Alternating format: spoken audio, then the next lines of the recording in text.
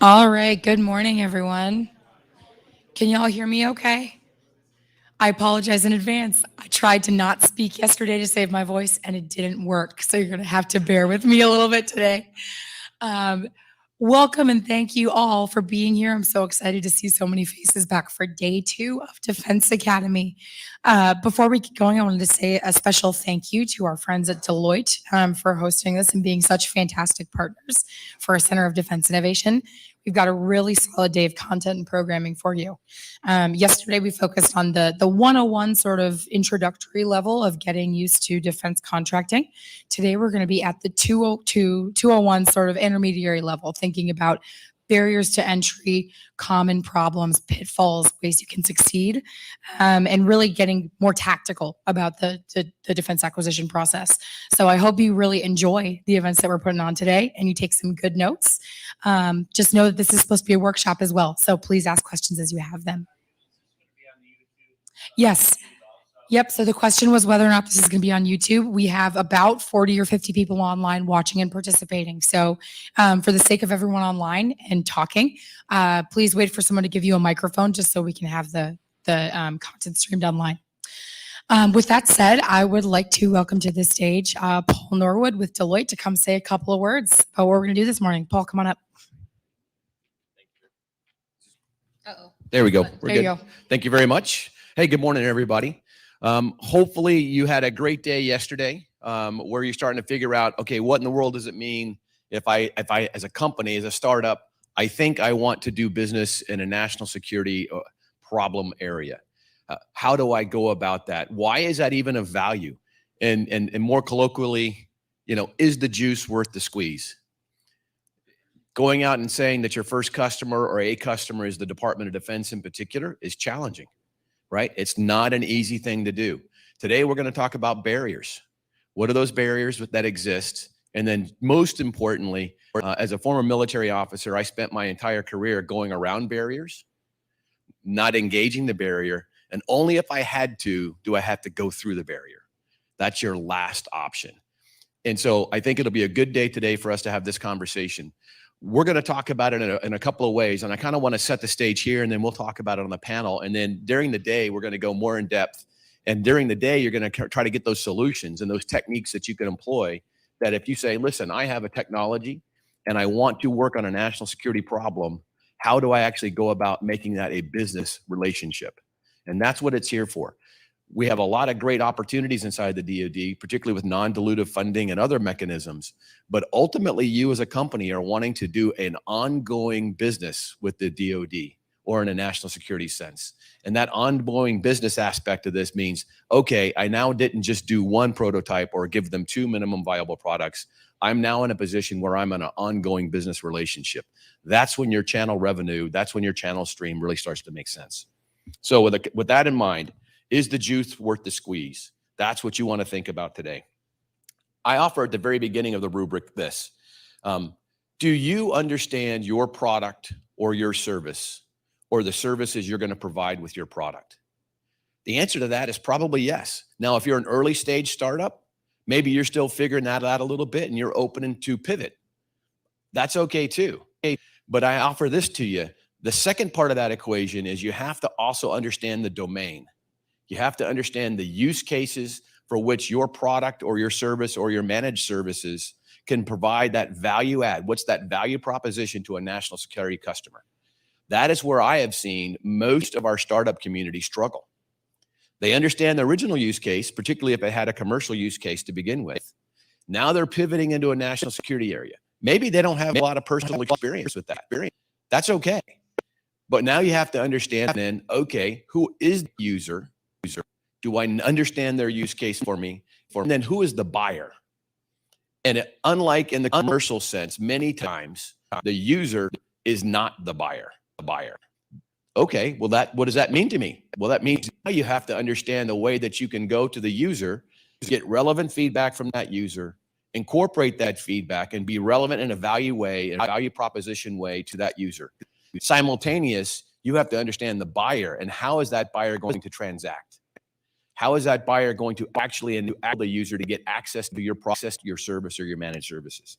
So product and service, Do you understand yourself? The answer is generally yes. Do you understand the domain? Have you really targeted the domain user the way you need to? That's the place where you start taking notes and you can want to peel that apart for yourself. Good news, I think, right now where we are, the administration really going to increase the use of small businesses. And we'll talk about startups and smaller businesses and non-traditional defense contractors during this entire time period. But what I want to tell you, is that if you're going to go do that direct with the government, that's great. Another way to do it is work with a channel partner. Go work with a teammate. Go work with a larger corporation that has all this capacity and this knowledge to be able to work with the Department of Defense or other national security organizations. They will have small business requirements. I will tell you, just as somebody who's in Deloitte, been here in the Capital Factory multiple years, our exploration lab is down on the 5th floor. One of the core reasons for placing our exploration lab here in the Capital Factory is to access teaming mates, startups, small businesses to bring to market with Deloitte and supporting national security clients. We're not the only ones that do that, right? That's the reason some of the larger corporations are here. And quite frankly, part of the value proposition for having us participate inside of this ecosystem. So think about that. All right, my hypothesis to start today. I personally believe that the technical edge is represented by startups. Now, if you believe that hypothesis, or you want to assume that hypothesis is true, then you've got to decide, how am I going to actively access those startups? How are we actively going to take that capability that the startups have and bring it in a value way to answer a national security problem or use case? The reason we have all of these other larger organizations from the Department of Defense inside a Capital Factory is because they absolutely believe in that value proposition. They believe that hypothesis. So you're very fortunate to have an ability here to work your way into some very large, opaque organizations with an easier front door of access. But don't confuse access with an ability to progress. Great conversations can be had, and I'm sure Jorge mentioned it yesterday, generals don't buy things. They have people who buy things, but a general, after having a great briefing, many times I'll see startups get confused and say, well, the general said it was great. So do I go get the cash a stack? Do you have the stack of cash, or do I have to go to see somebody else to get the money because he wants to buy my product? That's not how it works. Don't confuse access with progress to where you're going to actually end up with a transaction. All right, last thing I'm going to mention here, kind of a rubric I want folks to kind of think about during the day. How do you select the opportunities? Right? Do you understand your product, your managed service, or your service? And then how do you identify that opportunity that you're going to go after? Then how do you shape that opportunity? You understand what it takes to shape. Not just the word, but what are the steps that you should routinely go through in order to have actively shaped an opportunity for you to go then do the next thing, which ultimately is get asked to propose a solution. And then after you turn in that proposed solution, how do you actually win it? What is the contracting officer? What are the buyers, not the users, what are the buyers grading you against to select your company versus one of the other 40 companies that are out there, right? What does it take to actually win? Then after you've won it, how do you close the deal? What does that look like? Is it a back and forth like a regular commercial negotiation? In some instances, it can be. Many instances, it's very formalized process in the Department of Defense. Do you understand what steps it takes to actually close the deal? And then after you close it, how do you actually begin execution of delivery? How do you understand the contracting officer representative? Do you understand what you're going to do? How are you going to interact with the users now who are going to report back to the buyers how well you're performing or not performing? And then always, that's great for one iteration, but you want more than one iteration, right? You want more than one client. You want more than one customer. So then how do you go about the next steps in order to be able to grow that as a channel line of business? Or maybe you're focused on national security exclusively with a commercial market as a secondary. How do you then primarily get the next steps and be able to do more business with more clients inside the Department of Defense or national security organizations? Keep that rubric in mind. And then as we go through the panel and you have some questions, let's talk about some of the barriers that are common in that steps And then throughout the day, not just go to the barriers, but now let's talk about techniques to get around those barriers. Does that make sense? All right, so that's what we're going to do here today. That's the opening remarks I have. I think now we're going to shift over to the panel, right? Come on up. Good morning, everyone. So I am your first panelist with Paul. I'm Jessica. Jessica Steinhoff. You guys wanted to take that down. So thanks, Paul, for welcoming me to the stage. So I'll introduce myself a little bit more in detail. I'll give you a little bit of my background. I am currently a major in the United States Air Force. I'm getting ready to retire, though. So I have been, I'm a prior enlisted officer, so I'm a major now, but I was a staff sergeant before I commissioned, and I was finance, so don't tell anybody, but I guess I just outed myself because we are live streaming on YouTube. So I was finance first, and now I'm contracting, and I was 9 years in finance and 12 years now in contracting. Currently, I sit on the Air Education and Training Command at Randolph Air Force Base, Inspector General team, but my Air Force specialty code is contracting. So what's really, really cool is right now, since I'm getting ready to retire, I'm actually in the DoD Skill Bridge program, and I'm interning for Capital Factory. So that is why I am sitting on this panel in Defense Academy. So I get to share my words of wisdom about government business development with Paul. So a little bit of why and how I found myself here at Capital Factory is Jorge and I crossed paths in my last job before taking the role as Inspector General. Is I worked with him at AFWorks and did some did some contracting and innovation, and kind of helped AETC in their endeavors with innovation. So I kind of have a full gamut of operational contracting, contingency contracting. I did some work with DCMA and the space program, and then obviously did some operational contracting at Joint Base Elmendorf-Richardson. So that's a little bit about me and my history in contracting. And then Paul, you kind of talked a little bit about your background, but if you wanted to share a little bit more about, you know, your story, that might help give some context before we open up the panel. Well, number one, great. Jessica, so great that you're able now to step not just straight out of the military role with your expertise, but now you're in an ability to come here and in places like Capital Factory and startups across the state of Texas, who are absolutely, I think, positioned to be extraordinarily relevant to our national security over the next 20, 30 years. So excited. It's phenomenal. Paul Norwood, as mentioned, I do have a military background as well. I had a little under 30 years on active duty in the United States Army. The first time I actually came through Capital Factory, I think it was in 2015 when I brought the Secretary of the Army through, and we started talking about startups and why should the Department of the Army, in this case, come and engage with startups a little bit more often. Since that time, I found myself coming back home to Austin, Texas, and I really live at the intersection of technology and national security. And I focus on helping inventors and innovators solve problems that impact the world. And I truly believe that. And you heard the hypothesis I operate under earlier, which is I truly think the startups represent the technical edge.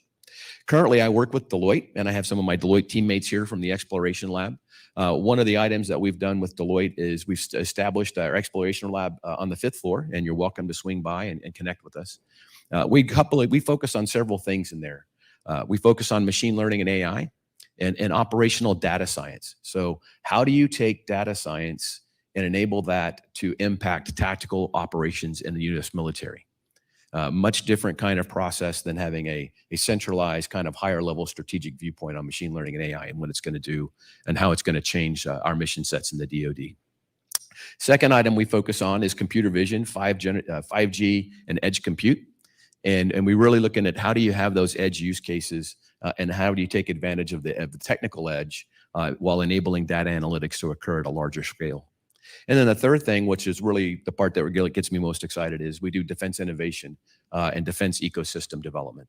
And within the lab itself, we look at that and say, how can we then be a partner into the national security arena to take technology, keeping in mind that Deloitte's largely a commercially focused team and practice, And then how do we bring those kind of activities across into the national security use case?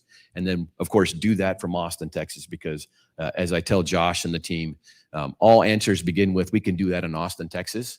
And then I say, oh, we can all do those things in Texas. And then we can look across at other locations, because I certainly believe that where we're coming from. So Paul Norwood, Deloitte, 5th floor, and have a little bit of a military background here. Cool. Thanks, Paul.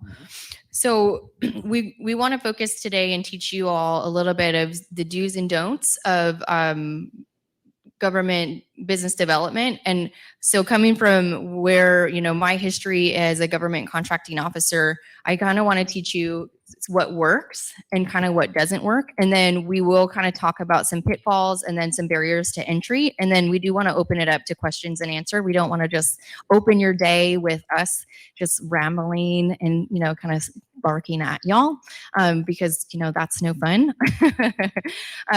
So we do want to give you some time here at the end of the panel to kind of interact with us. That'll make it a little more fun. So as Paul mentioned in his opening, he kind of did tell you, and I do want to foot stomp a little bit of what Jorge and Michael mentioned yesterday, is when you do meet with generals or you interact with them or they give you briefings and you stumble upon them in conferences, they are not the ones that you want to tell about your technology and think that they are going to be the ones that are going to sign your contract and going to tell you exactly, yes, they are going to give you that contract. Most often, they are going to be the ones that say, yes, I like it. And then they're going to pass you to their exec, and, they're probably giving everybody a thumbs up, right? Just because that's kind of like the political correctness of a general in the room. You want to find the right person. And Jorge used a great term yesterday when he said you want to find the champion in the room that's going to help be your requirement owner. But then that contracting officer is going to be the one that is going to have the obligation authority. That's going to basically be the person that can sign the contract, and that's the person that can actually deliver that contract to you. So that's going to be the person that you really want to connect with. And Michael mentioned it again yesterday. You don't want to be cold calling the contracting office. That is probably the worst thing that you can do as a small business or a startup, because I can tell you just firsthand that is probably like my phone would ring over and over and over. And I would just have to turn the ringer off, especially at end of year, because we're so busy cutting contracts that we're not able to probably take your phone calls at that point. So that is probably like, I know we've probably said it 5 or 6 times, and it's because that's probably your most common mistake is the thinking that the general is going to be who's going to give you your contract, and to cold calling the contracting office and trying to give your business development, like your BD speech. So I would say that is probably the most common mistake that I see, is walking up to the general and then cold calling. The second thing is, one of the things that Michael mentioned is you want to understand those colors of money, and it's important to kind of understand, the time of year, and that 1 year money is like that cycle of money is super, super important. So we operate on the fiscal year, right? So that end of year that I kind of mentioned is 1 October to 30 September is a super important life cycle of the federal government. So most operational units are going to operate on what's called 3600 money, and that's expiring on 30 September. So you probably want to start talking to your units or finding your champion now, since we've started a new fiscal year, because they're going to be looking to spend those funds by the end of the fiscal year. Right, Paul? So there's let's unpack a couple of that. Yeah. So the way I look at it more simply, because if you're a startup, I'm going to make the assumption from the team and folks watching online, I'm a startup. You probably don't have really large back office staffs that you're all excited about paying for a large back office, right? But if you're a larger corporation, that's exactly what larger corporations do. They develop back office staffs to focus on exactly what Jessica was just talking about. So I really kind of break it down in this way. Do you have a user with a problem? Do you have a buyer with a transaction vehicle? And then does the user have a mechanism to move the right kind of money to that buyer so that they can purchase the service, the product, the managed service on behalf of the user? That's it. More simply said. We're gonna unpack that for you, but that's all this is really about. And if you can kind of see through that, you can then start to ask yourself, now, where am I in the procurement cycle? The procurement cycle. Yeah. Yep. I got it. User who has a problem, a buyer who has a transaction vehicle, money available, normally given by the user to the buyer. And it has to be, that's where the kinds of things where Jessica's talking about the flavor of money, the type of money, that all comes into play. Now let's make a practical example. I have a U.S. Army buyer who wants to use a U.S. Army transaction vehicle that is within scope and ceiling. I give the money to my buyer. The buyer then goes through the contracting process, ultimately contracts, and then you win the award, and then you go back and you begin delivery to the user. Pretty straightforward. But what if now I have a U.S. Army user who wants to use a Air Force transaction vehicle? I now have to take Army money of the right type. I have to have an ability for my RM, my resource manager in the Army, to move that money to the right contracting office in the Air Force so that they can apply it against the transaction vehicle, solicit the procurement, you win the award, and then you deliver to the client in the U.S. Army. These steps can become ever increasingly more complicated permutations. And so that's why I say just make it a simple rubric. And as you kind of are going through, remember what I said the first thing, opportunity selection. If you don't have all four of those things kind of lined up, is it really an opportunity? Or is it a neat thing that you might do? And sometimes I'll just be frank, in my startup communities, the most optimistic people on the planet are startup founders. And they have to be, because their superpower is their intellectual property, their agility, and their ability to go and gain customer traction. But don't let the enthusiasm for what you have, either as a product, a service, or a managed service, overwhelm your actual ability to do what I just described in that short rubric. Your question? This may seem naive here, but I've obviously hired, not obviously, but I've hired Deloitte as an accounting firm once or twice, possibly with the consulting division, and I've competed with LRA, but that's irrelevant. How does Deloitte fit into all of this? Sure. And maybe you already said that, but I didn't catch it. Yeah. So let me just I really didn't step into it very deeply. I'll repeat the question. So the question was, how does Deloitte fit in the ecosystem? How does Deloitte fit in this kind of activity? One, I didn't say it in detail, so you didn't miss it. Really focused on the answering and trying to drive the barriers to entry. On the Deloitte side, Deloitte has really got four elements. It's got advisory, consulting, tax, and audit. And certainly one of the big four audit firms. And so to your point earlier that you mentioned, you have hired, Deloitte as an audit firm several times. Here inside of the Capital Factory in this defense ecosystem, Deloitte has a couple of roles to play. Number one is we're here to reach the technical edge, because my hypothesis up front, which was a technical edge is represented by startups. Well, if we sit in the Deloitte building waiting for the startups to come find the right door, it'll be no different than startups trying to find the right door in the Department of Defense. So we want to be a part of this ecosystem. We want to have an engagement with startups, and startups, we want them to have engagements with us. Second is, we are businesses, right? Startups are just a smaller business, but Deloitte being a massive business, we are actually pursuing work. And so I will tell you, the greatest joy I get is when I actually have startups in the Austin, Texas, or in the Texas region go pursue business with us as a teaming partner, and we win that work, and then we go deliver that work.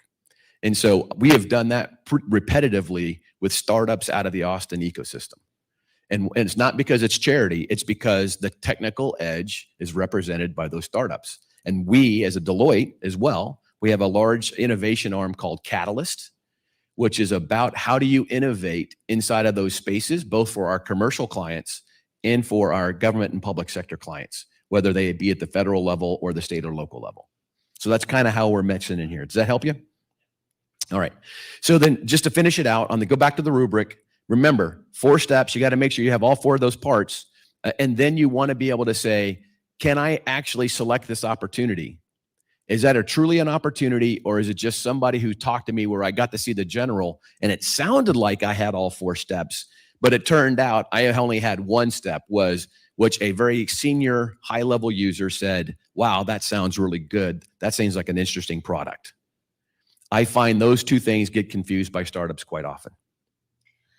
One of the other points that I would like to make, and maybe foot stomp a little bit of yesterday, was, and I think they said that in the SIBR presentation with AppWorks, is you want to ensure that you're reading the solicitation to the T, right? It really, really is unfortunate when we receive your proposal back to evaluate, and you've missed a step on the solicitation, and it could be simply like you put 1 or 2 pages too many in your proposal, and we have to kick it out of the competitive range, and then we can't evaluate it for something as simple as like a technical mistake. So you really have to make sure you're reading the solicitation and following the steps exactly correctly, because something as simple as like misreading that, you can be kicked out. And we mentioned yesterday that we realize that you spend a lot of time preparing your proposal. And a lot of times we can't pay you for your proposal preparation costs, especially on small dollar proposals. And it really is painful as a contracting person when we have to tell you you're not eligible to even be considered for something like that. So just make sure you're reading your solicitation and submitting it, so that way you're not removed from the competitive range for something administrative like that. So Jessica, what I'm going to use, again, you'll see that I go in 3s a lot, and I'll use kind of rubrics that are simple, right? The military, Army guy, everything's in 3s. So number 1, understand yourself. And let me unpack understand yourself. Then we're going to go to understand the user. And then lastly, understand the business environment. And what Jessica was just describing is a common barrier, a common issue that we see within a lot of firms, not just small ones, but big ones make this mistake as well, where they don't understand the technical responsibilities or technical requirements to submit a proposal. So let me back up and go to understand yourself. You understand your product. You understand your service. Do you truly understand the use case and the domain that you're trying to talk to? I find that is generally not well thought through. I see folks come in with some great technology, and they think, well, clearly this has applicability to the national security arena, but they may not understand the domain well enough to kind of figure out where is their place, where is their customer. I would love to go do my 100 interviews with the users, just like I would on the commercial side before I went and tried to sell something. But I don't know how to get access to 100 users in the Department of Defense. All right. So you got to have a plan to go get those interviews. How do you access it?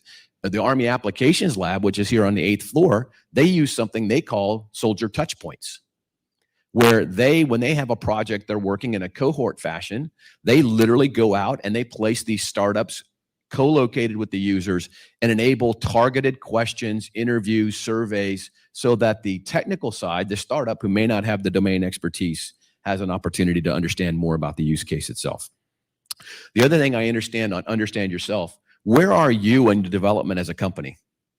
Are you early stage? Are you late stage? You already have a minimum viable product? These are questions where, there's a place actually for you within the DoD ecosystem, depending upon what your answer is to that. So let's go with an example of an early stage company. Maybe you've progressed past the concept stage, you've done your interviews, and you're now kind of coming up with the requirements for your MVP. And you're wanting to engage with the Department of Defense to find out one more use case. That's a great opportunity. Well, that's where you're maybe a great candidate for a small business innovation research grant, right? Non-dilutive capital factory, Jessica, Jorge, the team, they can help you with that. And we've had great success inside of the startup ecosystem here in Texas on gaining access to those dollars. And those are significant dollars. But don't confuse that kind of non-dilutive capital early on in your company's life with a production contract. That is not ARR, right? That is not going to grow your business over time. What it might do is answer a funding issue or a revenue stream for you early on. So know where you are, know yourself. Why do you want to do business with a national security organization? I mean, there are some companies in Austin that are focused on national security because that's what they want to focus on. They're not commercially oriented. They're oriented on national security problems. That's great. They understand the market they want to play in, and now they're going to go build expertise and knowledge in that marketplace. Perhaps what I would assume is most are commercially focused, and they want to pivot and have a channel market inside of the Department of Defense. There's good reason to do that. Commercial can go up and down. If you can gain a transaction or a channel partner to the DoD on a program of record, which is another term everybody needs to understand, then you can absolutely find a way to have some recurring revenue over a long period of time. Oh, by the way, while also meeting more users, expanding your client base, and probably most likely teaming with a larger company. So why do you want to do national security business? Non-dilutive funding. I know today we have the national security, is it the investment fund, the innovation fund guys. They're going to talk to you a little bit about that as well. So understand yourself. Yeah. Question on that. I'm speaking from the founder perspective. Bright-eyed, an idea, that's all I got, but that's the only perspective I have. So why work with the Department of Defense, or if my idea is just because it's cool, who else do I need on my team to expand on that? Yeah. Okay. So the question from a founder's perspective, why work with the Department of Defense? I've got great technology. I think I have what I think something is special. That's why I've decided to work on it, invest my life into that. Why work with the DoD? Again, short phrase, a bumper sticker for you to remember. The DoD is not a great customer, but it's a good first customer. The DoD, using the Small Business Innovation Research Grant Program in particular, or its partner STTR, they will invest in non-dilutive capital in non-dilutive ways early inside of startups. The X-Tech Search Program from the U.S. Army, for example, they'll take in ideas from everything from, hey, here's a concept, all the way through, no, I've already actually got an MVP. And they have contests, right? Very similar to what you would see in other accelerator activities where they're having competitions, and they'll fund you with non-dilutive funding. So, okay, pretty good first customer, but they can be a pretty hard customer. And Jessica knows more about that than I'll ever know, right? So I'd say that's why you want to do it. But I think that you have to understand a couple of things. Remember what I started out today with. Is the juice worth the squeeze for you and where you are as your startup and where you are on your journey? And I will tell you, you have to decide, can you afford, usually in terms of resources of time and money, to pursue work in the Department of Defense? And that is just a business decision, right? There's no magic to that. There's no cut through. There's no shortcut. People will say, well, I have places like AFWorks. I have Army Applications Lab. I have the Navy equivalent called Naval X. There's the SOFWorks from the Special Operations community.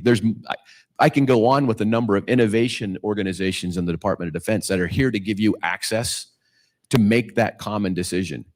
I think it's actually the next step question, which I would be more concerned with, which is, did I make a poor decision to have an opportunity that I selected? And I spent my time, I spent my resources because I thought it was a legitimate opportunity. And it turned out it wasn't an opportunity. It was just a neat meeting, right? And now you have given away two of the things that you don't have very much of, which is time and money. Well, I'm not sure about the format today, but I'd like an opportunity to get into a little bit of detail. I'll couch it this way. I've gone down this path 3 times, twice with an SBIR, and I think I tripped on one of those 2001 words instead of 2000 words or something like that. But the other one was with an application of interest,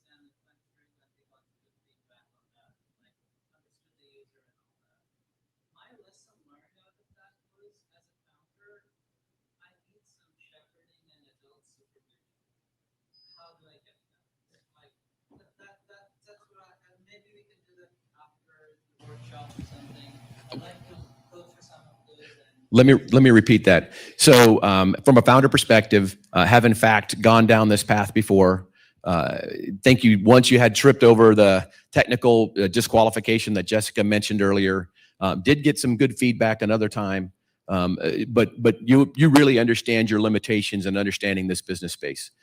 Well, the fact is, there's quite a few ways you can gain that experience. You can get it through official channels. You can get it through Capital Factory, which is one of the reasons they're holding the Defense Academy right now. And and I won't speak on behalf of Jorge and Josh, but I presume that this is the beginning of the journey of that engagement, not the last step, right? So that if you have specific steps, just like if you're in Gordon's accelerator class, you have an ability to have somebody guide you through how would you go about pursuing business inside of the Department of Defense. I think those are a couple of great places. The official channels, you also do have now, very fortunately here in Austin, a very high density of innovation elements of the U.S. military. They're literally the front door to their organizations, and their job is to help you figure that out. The part that I see that you will get responses from those organizations. The thing I just come back to is before you go in the front door of those organizations, you want to have thought through with a couple of other informal advisors or formal advisors, how your technology going to be applicable in a specific use case. The more specific you can be, the more likely you're going to get actionable help back. If you come in with a very general idea and a general conversation, it's harder for those organizations to actually help you, right? So be more specific as you can. That all goes back. Listen, we haven't done anything right now or talked about anything yet right now except your own company. This is you. You can literally just go sit on your couch at home and think through some of these steps and make sure you have an answer or come up with a plan to go get the answer. You haven't actually done the next step, which is even gone out and engaged users or understand the business environment yet, right? Those three kind of larger things. And within inside of yourself, to me, I kind of phrase that as, are you qualifying for an opportunity, right? So if you've got commercial experience, maybe in a larger firm, and now you're back in startup world, or maybe you've done startups multiple times, you're qualifying your own company's ability to select an opportunity and then pursue that opportunity. That's kind of where we are inside of a business cycle, right? Know where you are in the business cycle. I'm going to pause.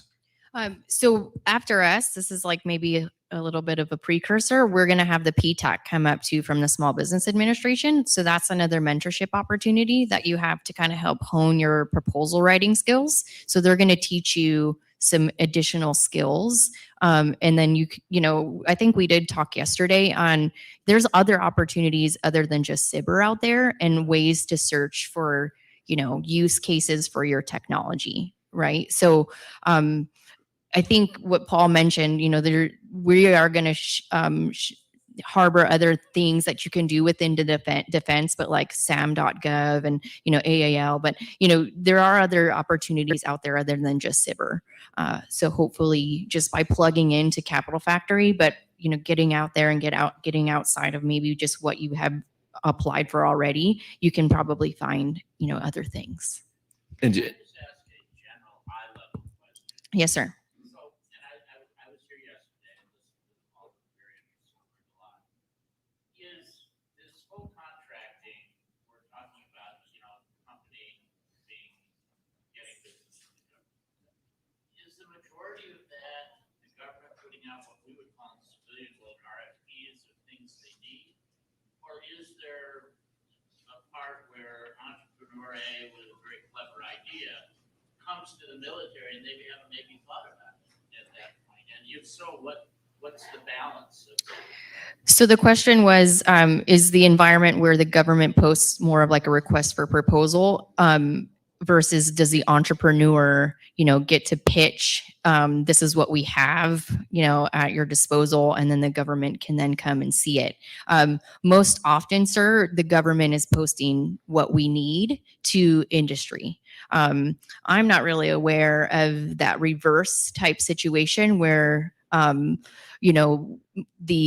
entrepreneur can kind of show their wares, but Paul says he's got some ideas here for you. So I'll say this to you. The more technical edge, again, you're going to see some repetitive themes from me here. I'm not that clever, right? You're going to hear the same thing over and over again. The technical edge represents the hypothesis that the technical edge represents what is best out there in technology right now. I believe in that. What I have found actually inside the DoD, the national security world, users who articulate requirements, do they even understand the technology they're talking about? Do they understand in the level of detail necessary about machine learning and AI or 5G or edge compute or cloud, right? Some instances, there's some really high level talent out there inside the DoD and the national security space, and they can write to a requirement that is needful. A couple of things that I'll pose here. The innovation organizations are here in Capital Factory because they're trying to get pre-requirement. Yes, that's what I was gonna caveat. So Yeah. We've kind of shifted to, that's why we are in these spaces we are now is, and I can mainly speak from an AFWERX perspective because I am Air Force. That was why the creation of being here in Austin. We wanted to be where the entrepreneur is, and that's why we have our garage door downstairs, so we can kind of have that interaction and have more of that. You can come to us and kind of have that open space, and we're not behind the gate. Right? We want to have it a little bit more transparent so we can have the entrepreneur, the startup community help us understand what is in the realm of possible, because we don't know necessarily what is in the realm of possible anymore. And it's interesting. So if you had a chance to attend Fed Supernova, I don't know, a couple of weeks ago now, the last panel, I moderated a panel with the directors of all the local innovation organizations from the DoD.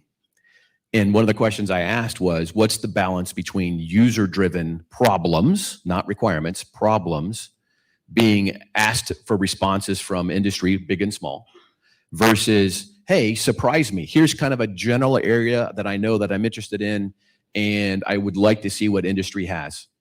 The approaches were much different. The U.S. Army Applications Lab, user-driven. Here's problems that I know that I have to have answers to in order to progress my modernization priorities. So they are mainly user-driven problem statements. AFWERX, to Jessica's point, exact opposite. Much more broad technology. I want to see what technology is out there, and the approach there really becomes your technology or your capability, because a technology is only a capability when it's tied to training and execution inside of a relevant concept.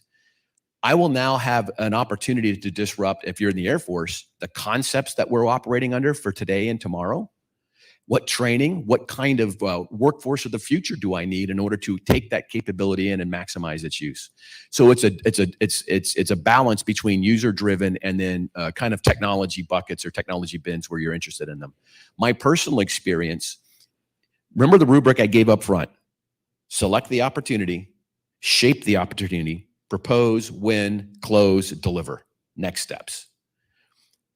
I have been, particularly with high technology type of things that are unusual or have not really proliferated inside of the Department of Defense national security space yet, going and finding the user, working with users to select an opportunity and shape an opportunity. I have found good success in that. And then those users, quite frankly, often we have to educate the users on what are the ways that they can do what we talked about earlier. I have a problem now. How do I have a contract vehicle that I can then put money against, and then who will contract it for me? And then we haven't even talked about it. I assume that we will either today or some other time. What are the ways you can go about doing it? Real world example. The Army's Artificial Intelligence Coordination Center, based at Carnegie Mellon in Pittsburgh, PA. They have both a broad agency announcement and they have a commercial solutions offering opportunity there. Opening, which is an opportunity. It is. Those two things are transaction mechanisms. It's not a contract, but it's a way that you can actually propose. What's the difference? The broad agency announcement, very broad topics in there. And if you can then go and engage the user community, I have an idea. You say you care about this aspect of a problem. Here's my idea on that. I'd like to have a back and forth with you. They are then enabled to have a back and forth with you to refine your idea. And if it becomes of interest to them, you then propose it in accordance with the rules that they list. And again, to Jessica's point, you have to be very technically savvy to make sure you don't make a mistake there. It gets received. They then have an ability then to transact with their own resources to get you to come in and actually provide that product, service, or managed service. That's a broad agency announcement, very broad. That's literally in the name. The CSO can also be broad, but I have seen them be a little bit more specific on, hey, here's kind of the military problem that I have. Now surprise me, industry, with what creative way you might approach it. And it's more than technology. I have generally found that to be both a technology and a conceptual employment of that technology. Those two things combined become very compelling.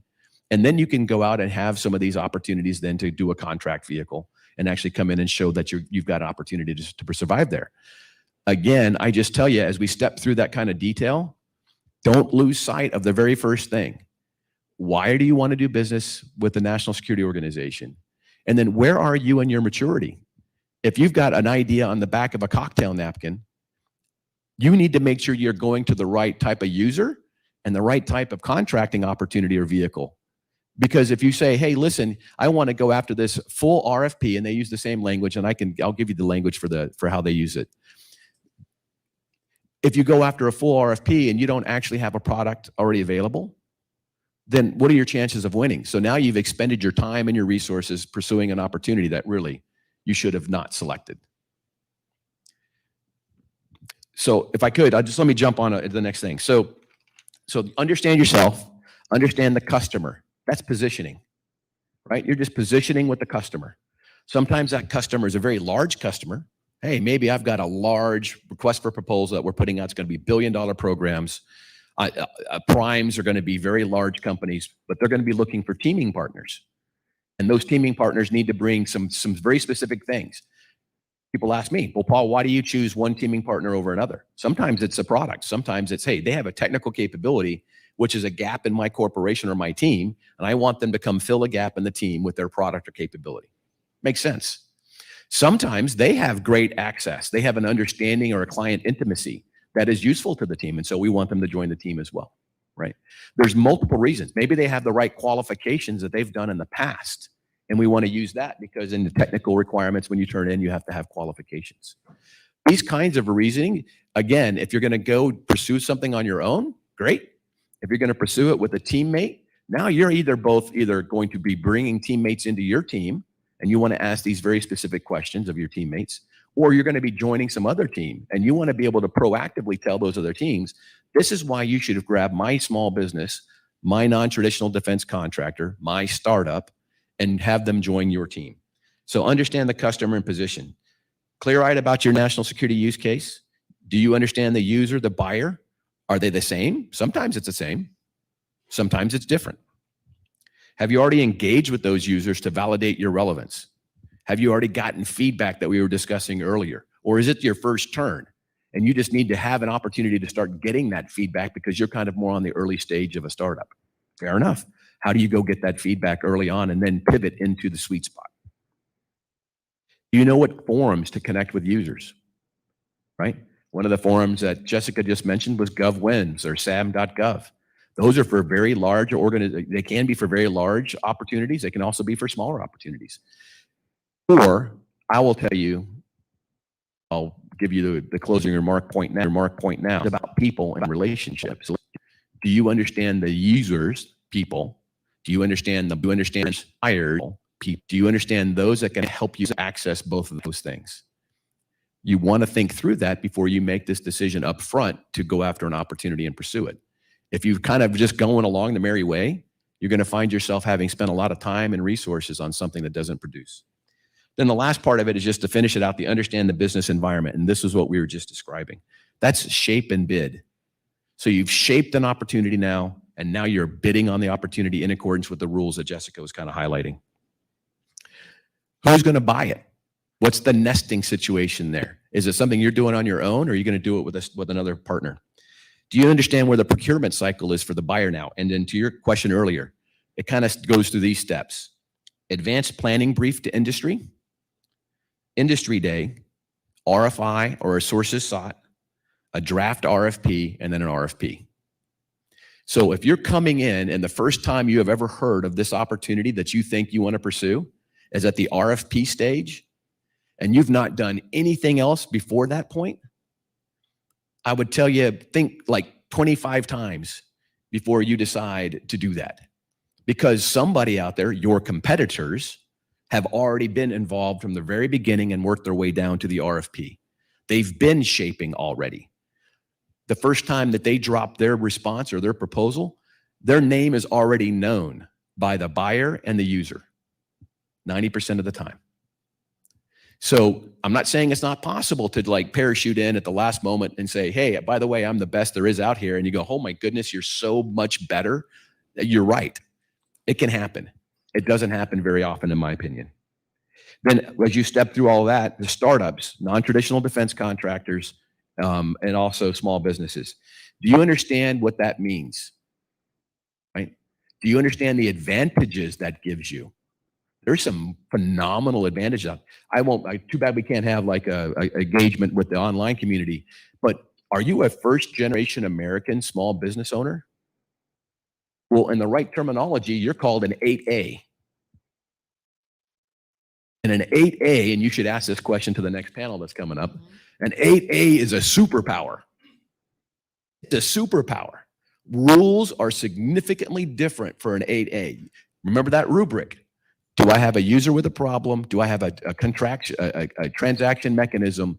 And then do I have money of the right kind to move into that transaction mechanism to get the product or service? That 8A is advantaged through that entire cycle. So if you may have, do you have a service disabled veteran on your ownership cap table? I don't know, another superpower. Something that you might want to think about when you're building your leadership teams or you're having your founders and you're coming up with who's going to be the owners of the company. How do you access these different locations? AFWorks, AL, Naval Softworks, Defense Innovation Unit, the National Security Innovation Network. They are making it so simple now to at least have an initial conversation with them. I'll use real world examples. Army Futures Command Small Business Office. They're great. Literally, you go to their homepage and you click a button and it's like, I'm a small business and I'd like to work with you. You can then start having that engagement. That's the very first step of know your customer and then understand the business environment. And then what other big firms are working in the area you're wanting to work in? So if, I'll just use a Deloitte example. If you're a machine learning artificial intelligence company that has a product or a managed service or a service that is of interest and you think it has a good applicability into the national security use case, I've already told you like 5 times, that's what I'm interested in on the 5th floor. Come see you big. I'm not the only one, right? There's a lot of other folks in this building, in this ecosystem that would love to have a conversation with you. That's the reason they're here. They're literally in Capital Factory to meet and engage with startups. And is there an opportunity to the team? And what's your value proposition to the team? Be very clear on that. The companies in Austin that have been the most successful in this space have a clear value proposition for joining other teams. And what happens then is over time, they get chops. They understand how to do business in the DoD. And then they start to expand and say, I'm going to lead this time. Maybe this large prime wants to be on my team. I will tell you, in the case of Deloitte and me, I have done that several times because they're right. And because they have some superpowers associated with their ability to work in the Department of Defense and the government. And then the last thing is, I will say this, it is not all roses working with larges, right? And I'll just kind of make this generic statement, not necessarily to Deloitte. Non-disclosure agreements, teaming agreements, proposal writing, these are all steps in that business process that we talked about earlier that we have to step through and use. Sometimes if you're a startup and you're on the edge, wow, that can be an administrative burden to you. I wish I could tell you that there was a shortcut to that admin burden. I have not found it yet. And so you're going to then have to, again, incorporate those kinds of administrative requirements into your calculus of whether this is an opportunity you want to pursue or not, right? And do that. The sooner you can do that, the more time and money you're going to save. Jessica. So my last comment before we wrap, because we've got Curtis coming up from PTAC, is to just, we are super excited that you guys are plugging in. And if you have any addition, do we have any comments from the online audience? Do we have time for that? We don't. Okay. It's just to make sure your tech is commercially available and commercially ready, because there is a process to FedRAMP that and ATO it. But we'll talk more about that later on today and kind of get you guys ready and prep for that, because you don't want to have your client, be stuck and then not be able to kind of like be ready to do business with you. So Curtis is up next. I think, is he ready for us, guys? All right. So thank you guys so much. If you have questions, Paul is downstairs on the 5th floor. I will be hanging out all today and tomorrow. So if you have more questions for me as a contracting officer, you can come and find me. So I appreciate your time. Thank y'all. All right. So I want to say a couple of words before we get going with our next speaker. One of the points that Paul so elegantly mentioned was that the network, the community, is one of the most important parts of doing this successfully. If you don't have people on your team that have done this before, it can be very hard. And so it's really important to find people like Curtis Muller with PTAC, who's going to be talking next, and also like the Center for Defense Innovation, who have mentors, investors, entrepreneurs, people who've done it before, to help you figure out how to plug into those opportunities. So we're going to take a moment now to learn a little bit more about the Procurement Technical Assistance Center out of UTSA, whose job is to do just that. They help entrepreneurs to understand, know, and better work with local, federal, state government agencies. And they're doing that very well here in San Antonio. So let's pull up Curtis on screen. Do we have you, Curtis? I'm here. There we go. I think we can hear you. Okay, Stage so is yours. And just a quick note for anyone that has questions, again, please raise your hand so I can come bring you the microphone. Since Curtis is online, he won't be able to hear you unless you're mic'd. Have at it, Curtis. Okay, thank you so much. I appreciate the opportunity to address the Defense Academy, and also work with the Capital Factory and build a relationship with them. And I know I only have about 35 minutes. Normally, we talk about these things in a workshop that normally is an hour and sometimes up to 3 hours, but we know our time is limited. So again, I appreciate the opportunity. So I'm going to try to target focus. And again, there were great comments earlier. The other speaker had mentioned that, and I'll try to tie those in and kind of summarize that and kind of tell you where we fit in as far as the Procurement Technical Assistance Center. As you can see from the slides in front of you, and again, I'll make sure that provide these to Erica, Jorge, and Helena, as you can provide the slides to them, and they can assist you, and then we can also connect with follow-up. Just to let you know a little bit about the Procurement Technical Assistance Center. I'm Curtis Muller. I'm the PTAC Regional Program Manager. I manage the 38 counties, including the county up in Austin, Travis County, and those counties in those areas. So it's our responsibility through the PTAC grant, as you can see in front of you, which is a no-cost advising, training, and networking grant through the Defense Logistic Agency. That's our funding agency. It's a cost-share grant that we provide, where we don't charge anything for advising, training, and networking in support of local, state, federal, and DoD expansion. So it fits very well in with what was already said, and that's what we're here for. We're here to do advising one-on-one. And our focus at the PTAC is not so much pre-startups or people trying to enter into business, but people who are already established in business and looking to expand in these areas. Maybe you've never been in government contracting before. That's what we're here for. We're here to help you enter the markets, or maybe you're a large company. Keep in mind that, as it says, we do both small and large businesses. So that could be a $100 million company. So if you're a large company out there, we can assist you under our grant. And that's what PTAC is focused on. And again, our grant is funded in part with the Defense Logistic Agency, which will help you get into those federal markets. And DLA's really expanding in the market, and our reach for as PTACs is really going to be pretty broad. Keep in mind that there's 94 PTACs across the nation, including Guam, Puerto Rico, and Hawaii. So if you're not in the coverage area and you're listening either online or in person there, we can direct you to the PTAC, and I can connect you. Of course, there's 6 PTACs in Texas. It's not a statewide PTAC, but I know everybody in Region 8, and I can forward your information to them and connect you to the local PTAC. So a little bit more about the PTAC as I advance these slides. I'm trying to advance them. Looks like it's a little bit stuck here. I don't know if try a different avenue to try to get these going, but doesn't look like I'm advancing these. There you go. Finally, I guess it was a little bit frozen. So just a little bit about myself. I was a 20-year Navy veteran and served in several management capacities. Previously, I was a Director of Business Development and Defense Management Consultant for the Sabre Diamond Program for Navistar Defense. traveled 35, 40 weeks a year, helped the local owners there to expand to the government business. And then in 2011, I got the opportunity to help the Veterans Assistance Program, as well as the Chase Business Development Program, where we helped entrepreneurs or veterans start, expand their business and access to capital, contracts, as well as certifications, and really enjoyed that.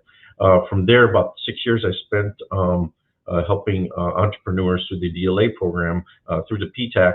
In the last 2 years, a little over 2 years, I've been the program manager, managing the 38 counties to assist people through the PTAC grant and the DLA program. So we're here to assist you very much, and we really are excited about that. Here's our mission statement: is to provide clients a wide range of training opportunities and resources to successfully compete in the local, state, and federal market. As I mentioned earlier, and I'll cover that at the end as I'm going through the presentation.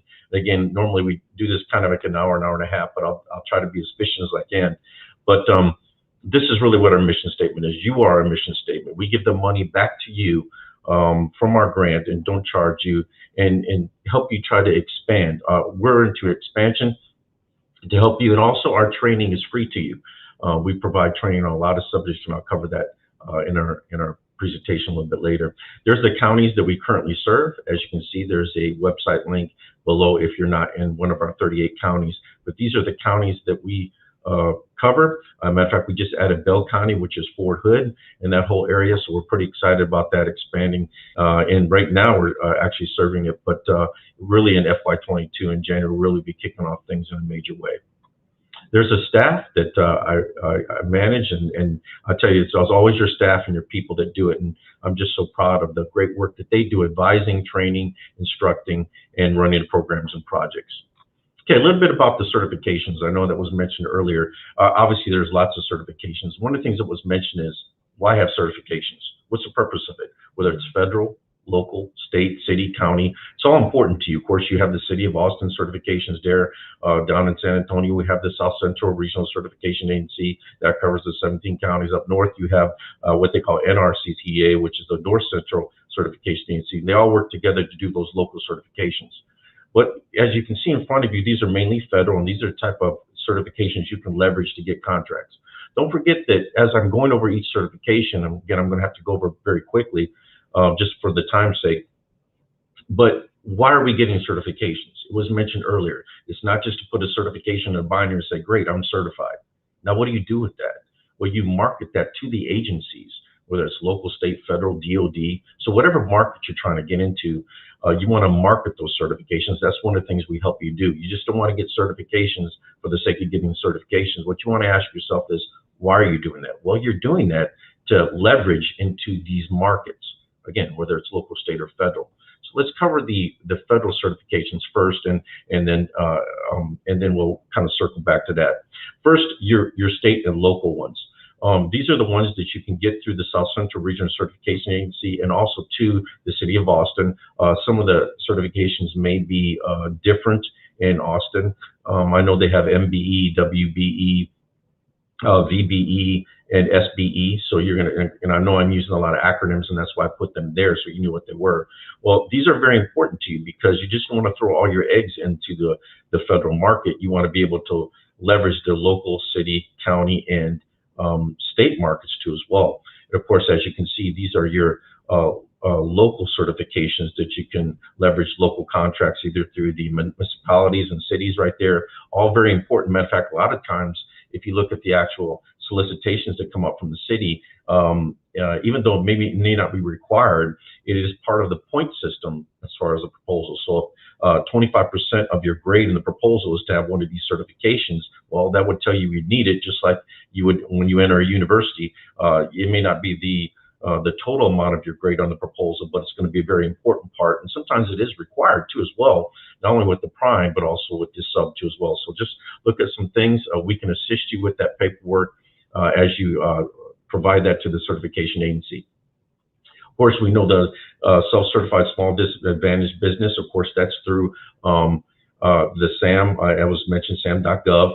There's a block on there, block 51 on the SAMs, where you're going to self-certify in a socioeconomic category. And also, too, with these other federal certifications I'll be talking about, all of them are going to be pretty much the same, where you have to unconditionally own at least 51% of the business, or a combined, whether it's veteran-owned or woman-owned, to equal that 51%. That's always going to be required for every one of those certifications, and they pretty much have the same requirements all the way through, but they will vary in difference. But these are pretty much what they're looking at when you do go into SAM.gov and you self-certify in your socioeconomic category. And it's even going to ask you, are you a self-certified small disadvantaged business? Keep in mind, that's not a certification anymore. That's a self-certification. They're going to ask you that based on your size standard and based on the actual percentage you're going to have. Let's kind of go into the local certifications. As I mentioned, there's some things that you can reach out to. Keep in mind that I know that I'm talking about SRCTA. Of course, City of Austin would be you're the ones you want to connect to, or whatever locality that you're in throughout the state there. But that's where you can connect with the local certifications. Of course, it'd be the City of Austin for you all in Austin. But very important that you leverage those. Of course, you have the historic annualized business, which I'll be talking about in this and focus on the state side. That's a different market. Of course, you have to be 51% owned, be in the socioeconomic categories, or woman-owned, and also too, according to HB 194, if you're a service-disabled veteran, at least 20% service-disabled, even if you're not in a minority category or socioeconomic minority category, you are eligible for the hub as long as you have that 20%, and that was passed in 2013. So I want to make sure you're aware of that. A lot of veterans are not aware of that are not minorities, so that's important that you know that as well. You want to make sure and leverage the hub too as well for your state contracts as well as those for the local contracts. So all important to you. It's good for 4 years. It's free to apply, and of course, there's also the CMBL, which is Centralized Master's Business List. That is $70. I do recommend that if you go on the site, which is down below, you can actually apply for both of those. Keep in mind, CMBL is $70, but puts your names in lights and pushes the state contracts and opportunities through Electronic Business Daily. So it is a good thing to do. However, it's not required. Hub is free to you, good for 4 years.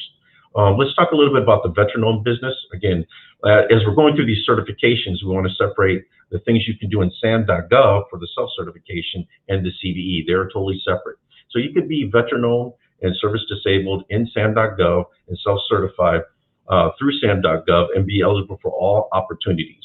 Again, we help people every day register in SAM.gov. Of course, we know that they're going through a transition. But again, 51% of required ownership, one or more veterans, equals about 12% of the VA's budget. And of course, the federal budget varies depending on the agency. And we're going to be going over some of the requirements, but keep in mind you can do that. Again, 51%, we mentioned that. A couple of things that you're always going to see about the requirements that are same across the federal, so I'll save a little bit of time here since I'm pressed for time. Always note there's always 5 things that you have to meet in all these requirements. The 51%, that's structural percentage, so the majority of structural percentage, the highest salary, manage day-to-day operations, the most stock, and ability to hire and fire. These are the 5 things that you always have to remember that are consistent with all the federal certifications. So it doesn't matter really what you're applying for, whether it's CBE, the SAMs, WSB, EWSB, the 8A, you will always have that requirement is being unconditionally the owner and independently owner. In other words, you have ability to make decisions as an independent owner, and you don't have to answer to anybody. That's what unconditional ownership means. A little bit of registering in VetBiz.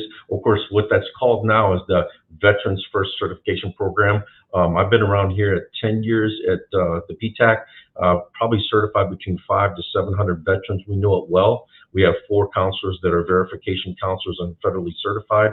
So this is something we do every day. It's not something we're just putting on the screen. We can actually help you through and do it quite good here at the PTAC. And we've actually trained other PTACs and shared this too as well. So if you want to get registered in VetBiz for those service disabled or veteran set-asides, this is where you would do it. We can help you through the certification process. Again, this is different than SAM's. And again, it is a certification process, and it covers all structures, and we can assist you on the paperwork and applying that through the actual system itself. There's a couple links and things I put in here about obtaining a GS login. Again, we can help you through that just for time's sake. We don't have a time to go through that, but you will do it through the vendor information pages. And again, we can assist you. Very important to you. The veteran market is very big. Of course, you all know that San Antonio is called Military City, USA. We have a lot of veterans, but we have a large number of veterans. I think second in the nation behind California. And I think Florida is third. So there's a lot of veterans here, a lot of veteran owners. They're wonderful owners. As a service disabled veteran myself, we enjoy helping the veterans, and we have a passion to help them. So let us know what we can do. But of course, PTAC, we help everybody, woman-owned, minority-owned, veteran-owned. That's really what our grant is about. So we're here to assist and help you. Let's talk a little bit about WSB and what they call EWSB, or the woman-owned small business. Of course, as you know, when you go to the SAM profile, it's going to say, are you a woman-owned business? The following question is going to ask you, are you a woman-owned small business? Well, that's a certification. One, you would check, yes, you're a woman-owned business. But the other two, the economic disadvantage and the woman-owned, that is a certification process that is self-certified. Now, it's been kind of confusing over the last, I think, probably 2 years. Keep in mind that the portal for self-certification has moved from certified.sba.gov to beta.certified.sba.gov. So there's still a self-certification option, and we help people all the time, but there's also an option to go through a third designated party, but there will be a cost to that. What it's saying on this slide basically is last year they gave a window from October 15th to March 31st for anybody who uploaded their documents in WSB, and to capture those documents and then transfer that into the beta.certified.sba portal. That way, you know, or if they weren't pending the certification and something wasn't already submitted and they hadn't submitted, but yet stuff was still hanging in the portal, they could actually transition that over. Well, of course, that period has ended, and now you can do everything through beta.certified.sba.gov. So there still is a self-certification. We can assist you with that. And I know a lot of questions is, what's the difference between the WSB and the EWSB? Well, again, same requirements, 51%. You're going to see the requirements coming up as far as the net worth. The key now, and they made it consistent all the way through, starting in October 15th of 2020, which is $750,000, the personal net worth, and of course the initial adjusted gross income is $350. Of course, before it was $250, and now it's consistent all the way through, even with the 8A at the $750 level. So these are the basic requirements. Well, what are the differences? Well, here's the difference between WSB and EWSB, and I'm going to basically summarize in a very simple way. The WSB has more NAICS codes that can be used in the certification, so it's much easier to get the WSB because it's going to cover more NAICS codes that the SBA would authorize. The EWSB, the NAICS codes are smaller, and of course you would have less competition in those designated NAICS codes. Of course, that's on the SBA's website, and we can assist you through that. So basically the answer is, which one would you be qualified for? Well, it depends on what the NAICS codes, particularly your primary NAICS codes and SAMs, was what they're going to go by as far as your revenue, your taxes, and what you put in SAMs. That's really what they're going to judge that by. So you could have a plethora of the NAICS codes, of course, but they're going to go by your primary NAICS code and what you're really making pretty much 80% of your revenue in. So that's the biggest thing. It lessens the competition. As you can see, you have to have $6 million less in personal assets. That's the same thing as required for the 8A. So you can see that the SBA has done a great job of making that consistent. The 350, the 750, and the 6 million. That's the things you have to remember right there as you go through the certifications. Those are the key numbers that you're going to need to know. Another thing is the hub zone certification. Of course, that's something that the SBA and really federal agencies have struggled to really achieve. I think they're doing a better job this year. A lot of changes in the hub zone program. It's much easier now. They even have a fast track program, of course, again, 51%. The way it works is you would meet with the counselor. You would actually submit your initial application to the hub zone platform, which is, obviously through Certify. And at that point, they're going to assign a intake person, and within 10 days, they're going to ask you to upload all your documents related to the hub zone. Of course, you have to be located in a hub zone. There's a map for a hub zone. The key things to remember is that 35% of employees have to live in a hub zone. Also, too, there's some other requirements we're going to let you know about as far as hours. It used to be 40 hours a week. Now it's 40 hours a month. Also, too, there's some different requirements that eased a little bit about if the employees decide to move outside the hub zone during that hub zone, I guess, certification period, and also during a contract, do you lose the contract? The answer is no. You can finish the contract even if the employees move out of the hub zone, and before there wasn't that, you didn't have that leeway, but now they've kind of fixed those things. And again, we can tell you a little bit more about the intricacies and the specific regulations concerning that, because that was a deterrent, I think, in people applying for that. So I think it's a lot easier now. The SBA has actually done a really good job on that. Of course, a lot of benefits from the hub zone, getting set-aside contracts. Of course, with all these federal certifications, they will be designated as set-aside contracts. Well, the biggest thing is, I think, the speaker mentioned earlier, is the power certifications. Couldn't have said it any better. Of course, you have the 8A, which is a really heavy hitter. And I'm going to talk to the difference between the 8A and GSA, because that gets mixed up. The 8A certification is a set-aside program for socio and economic disadvantaged businesses. So if you're socioeconomically disadvantaged, you are considered economically disadvantaged. They're one and the same. It's a 9-year program. It's not forever. You're going to go on a glide scope. The first 5 years, you're expanding. The last 6 to 9 years, excuse me, you're going on what they call a downward glide scope, where the majority of your contracts just start to lessen in the 8A and not increase. And so you don't want to get your 8A certification, only do 8A certification set-aside awards, and all of a sudden you're off the program, and then all your awards are finished, and then now you're looking at losing a lot of money. And we had that happen to clients. You want to diversify local, state, and federal. So therefore, once you come off the 8A certification, you have other markets you're leveraging. And that's what we teach you at the PTAC, strategic planning and advanced government contracting. That's what PTACs do. That's kind of our focus. And that's what we teach you on the advanced level. So it's not just, hey, here, get certified. It's how do you do that? What's the purpose of that? How do you leverage the market? How do you come off that? How do you make new markets? And how do you leverage revenue through the growth cycle, all the way through the use from that you have the standard growth thing from 1 to 3 years. You're starting up. 3 to 5 years is the growth cycle. 7 to 10 years is what they call expansion.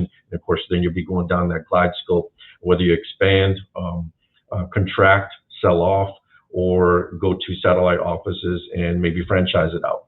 So, you always have that dilemma as a business of what you're going to do between the 6th and 15th year. But usually it's going to happen between the 6th and 10th year. I think that was mentioned. Well, look at the great opportunities through 8A. We can assist you with that. Probably helped about 62 people this year with the 8A certification, many of them that will get it. Of course, there's different requirements, and you're eligible for social awards up to $6 million. To compete in the federal market. So it is a set-aside program, very valuable. And of course, it gets you into the mentor protege program, where you're helping others and bringing them up to mentor too. So it's a business development tool. At the end of the day, it's a sales process, but it's all business development. You're trying to expand your business. As you can see, 51% U.S. citizen, socioeconomic disadvantage. Of course, there's a 750, the 350, and the 6 million I mentioned. They're consistent with all the particular certifications, and the SBA again did a great job of really consolidating those and making it much easier for the people that assist. Of course, managing operations, demonstrate good character. And the other two is, this is the key right here, is how do I win? How do I get the 8A certification? Well, it's not just submitting it, it's showing the potential for success. So whereas if you're doing good, real good the first 3 years and you dropped off the last 2 or 3 years in sales, well, there's a problem there. And so they're going to be looking at trends. It's very tough with COVID. We know that that's hit very hard, where a lot of people have had to shift operations, and that has affected the income ratios and margin, capture of the on the tax documents you have to provide on the K1 to 1065 and the Schedule Cs. That's understandable. Sometimes you have to make statements of, hey, why did things go down? You went real hot from 2017 to 19, and then 20, it fell off. Well, they understand that COVID hit, but you also have to restructure and shift to different markets, and that's important for you. So if you need to change your NICS code to another primary NICS code to be eligible for the 8A certification, you'll have to do what you need to do. And that's very important. I think that was mentioned earlier. Being able to shift on the fly is very important. I'm coming towards the end of the presentation, so again, I'm going as fast as I could. Normally we cover this, so what I think I'll do is I'm going to attempt to do this. I haven't used this platform too much, but I'm going to stop sharing this, and I'm going to attempt to use the small business dynamic search and give you kind of a live demo. Again, I'm not very familiar with this profile platform, but I'll do the best I can. But let me tell you a little bit about what I'm about to share. The SBA's dynamic search engine is very important to you. Now, what is this? As you can see, it's a database tool for you. And it's what contracting agencies use, clients use. Some of you may be familiar with it, but it's very, very important because it's going to contain everybody who's in the SAM system or registered, and even companies that are not registered in SAM, or they're expired or don't have a profile. And what I mean by that is maybe they had a profile at one time, but it's not current and it's expired. You can still see a company through the dynamic search business tool. Very important to look at three things. When you're entering the DSBS tool, you want to ask yourself three questions. Number one, what is the purpose for me to be on here today? Is it to team with somebody the same size as me? Is it to find subcontractors who can support my contracts? Or is it to find somebody bigger than you, a prime, where you could be a subcontractor for? So always know the purpose, because again, it's just a search engine, garbage in, garbage out. So if you put particular data in, you got to know why you're searching. I don't recommend you just start searching. You want to have a purpose of why you're doing it. Also, it's going to be broken down to 4 different sections. Again, I'm going to be attempting to sharing this. I just want to kind of go over it first. You want to target whatever locality or region or zip code that you want to do. And that's going to be important because that's your market. But then also, what are the socioeconomic categories? What are the size you're trying to market to? And that's all very important. So I'm going to stop sharing this and attempt to go to the actual Google search right here. I think I'm pulling it up, and I'll attempt to share this in the window. As I do this, again, it's new for me on this platform, so I apologize if I'm not really good at this. Let's see what we got here. I may have to, let's go to a different window. I think this is it, and hopefully I'm doing this okay, and you can see this. Erica, let me know, or somebody, let me know if you cannot see this real quick. I think I'm sharing it correctly, but just somebody give me a shout out and let me know you can see that, so I won't keep talking. But hopefully you're seeing what they call the SBA's dynamic search. So when you come up here, this is what you're going to view. And of course, I have this already linked to the website, and you can see the purpose of it for. But the first thing I want you to do is, I talked about this, is this first portion would be the locality you're going to search. So do you want to search an area code? Of course, if I could type in the 512, I could do the Austin area, I could do the 210. That's going to be pretty much a large scale search on that. I could do the SBA servicing area. Of course, San Antonio would be 0681.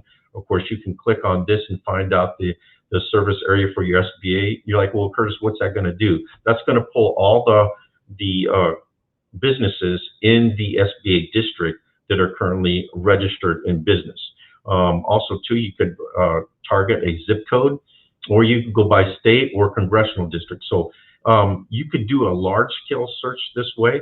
That's not a problem. Keep in mind, you're going to get a lot of data back, so it may not be the most efficient way to do that. But again, you could do that. You could say, you know, what's my competition? Everybody in the 512 that does the same thing I do. Keep in mind with each of these, when you put this data in here, and I'm going to go down to the bottom, you have to put a keyword or a NICS code in there, because that has to fit with whatever data you're trying to target. Again, I don't recommend this, but if you want to get a large pull or search, you can do that. What I like to do is to go here and say, okay, if I want to look for 8A businesses, and again, if I wanted to have it like in the Austin area, I could do that. I'm not going to do that. I'll just do nationwide. Or let's say a woman-owned small business, I could do that. So I could target specifically for those businesses, or a hub certified businesses. You could do that. So who's hub certified that maybe I want to partner with? I'll just on this particular thing, I'll just do 8A. So I'm going to try to find some 8A certified companies. I won't worry about these other certifications, so it's not too confusing. So you can see it goes from locality, region, zip code, and then to specific certifications. But let's say you want to target a specific socioeconomic category. This is very important if you are a prime seeking subs or you're a sub seeking large-scale primes. Right now, there's several hot markets that are available. Now I could click all of this right here, and first I've already clicked 8A, but I could click any of these socioeconomic categories, knowing that I want to target a veteran-owned business or a woman-owned business, or you could list all of them. It's really up to you. But what's always required is a NAICS code. So one of the popular NAICS codes, of course, right now is 54152, which would be, it's pretty hot in the Austin market, which is your computer systems design support. Anything in the 541, 511, 512, 513, 517, 518, 519. Of course, you're talking the IT or cyber sections of all the NAICS code. Of course, 541, 611 will be administrative management consulting. 236, 210 would be construction. So you want to get with your counselor on that. Or I could type in a keyword and I could type in cyber.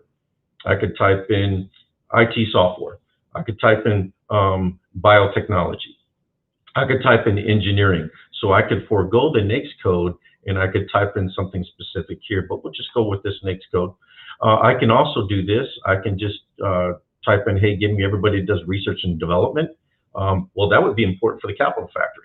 So maybe you don't want to target a NAICS code, or maybe you want to put a NAICS code in there and you're saying, hey, give me everybody that does R&D. That'll be the front end on the CIBR side, and the STR side for everybody's developing technology is give you all the companies that are doing a lot of R&D and their NAICS codes and also their PSC codes. You know, the PSC codes are huge. That R&D under letter A, which is R&D, and B, systems analysis for your PSC codes. You definitely want to have that identified in your SAMS profile because that would directly relate to the Capital Factory, inventors, technology, having A and B listed on their PSC codes, and then listing this right here. So just some little pointers there. Again, in most cases, you don't have to worry about bonding levels, so I won't go over that, or ISO standards. But let's say you want a big company. So I could even put less than 10 employees or 500 employees, or a minimum of $500,000 or $3 million. That way you get a big company. How about, do they have a government credit card? Sometimes that's important. Do they have a GSA schedule? Maybe you want to partner someone with the GSA schedule. Do they import and export? Now keep in mind what this is going to do. It's going to capture and draw from the SBA profile. So you have the SANS profile, but you have the SBA profile. So it's going to capture this SBA profile, which is very important, which is basically your electronic marketing, keep it live wire to the whole world. So basically it's going to capture that all these capabilities in a single moment for you to analyze. Again, I could put anything in here. I could put not required, required. Of course, government credit card is important for the single acquisition threshold, 10,000 to 250. Let's say you're searching a specific company. So you know their case code, you met them at a breakfast, or you met them at the Capital Factory. It's like, wow, you know, I got this person's capability. If I want to find out a little bit more about them, then put their case code in there, or put their DUNS number in there. It's public information anyway.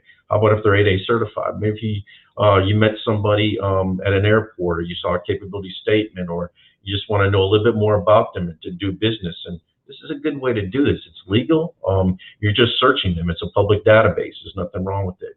And you want to find out a little bit more about what the contracts they're winning, and if you could partner, if it's a good thing, or maybe you can glean some things from it. You can actually search a specific company.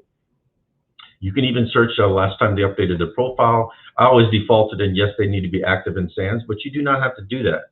If SAMS is not important for you, I don't know why it wouldn't, because you don't want to work with somebody who's not registered in SAMS. That wouldn't make much sense to you, because you can't really partner with them and they can't do federal contracts anyway. But if you wanted to, you could do that. I always default this to 25. So just to make it a lot easier. So if you look right here, what we've done is all 8A companies, the fitness socioeconomic category. Really, I didn't need to do that. 541, 512 is what we're going to target. I didn't put a specific target on the numbers or anything like that. And active in SAMS and 25. So this should give us a pull hopefully I'm not lying about that. So we'll see what poll it gives. Oh, of course, it's not up right now. We'll try again. So let me try to see if I can do another search. Maybe it's just the system right here. So let's take all this off. Again, sometimes the SBA system doesn't come up very well, or they might be doing. So let me take some of this off right here, and I'll try to reset the system because sometimes it just does that in the actual system itself. So let's try it one more time and see if it's the system is up and online. And looks like let's continue. Hit the resubmission here. Yeah, it just looks like it's kind of just frozen here. So we'll try to search one more time. Yep, it just looks like it's the system's frozen on the SBA. But that's basically how you would search the actual window itself. And let me see if I can go back one more time and see if we can navigate and see if we can kind of clear this out through it. Sometimes if you clear this out and put it in a different thing, let's see what happens here. And we'll just put it one more time, make it refresh a little bit. Sometimes it just has, it's just that's the only thing. No, it's just down. The system is just down right now, but you kind of get the idea of what the system can do. And we can bring this up a little bit. Let's go back here. Yeah, it's just the system seems like it's just down right now, so I do apologize, but let's try one more time, see if we can get it up. It's just not doing it. So my apologies to you, not being able to kind of put that up and everything, but we'll just kind of go from there. If you have any questions on how to use the tool, we can actually help you too as well. Again, sorry. One thing we could do is, Erica, if you want to pull it up on your end, maybe too as well. That way, maybe you can, I can stop sharing, and then maybe you can pull it up from your end on the SBA Dynamic Search and just refresh it. If not, I can actually help you too as well. But let me go back to the actual slides. We'll do that. Let me stop sharing, and I'll just go into the actual slides right here. Let me go here, and I'll just finish this presentation. So sorry about the confusion. Hopefully you guys can see my slides as they come up again. I'll put the actual, go ahead. Real quick, this is Helena. I wanted to take a second just to let anyone in the audience, if you have questions, to ask them now. Does anyone have questions for Curtis? No? Okay. Erica, how much time do we have left in the session? Okay, so Curtis, we are over on time, so we are going to have to wrap up, but let's do this. How can the fine folks in the audience get a hold of you? This is a ton of really helpful information. How can they follow up?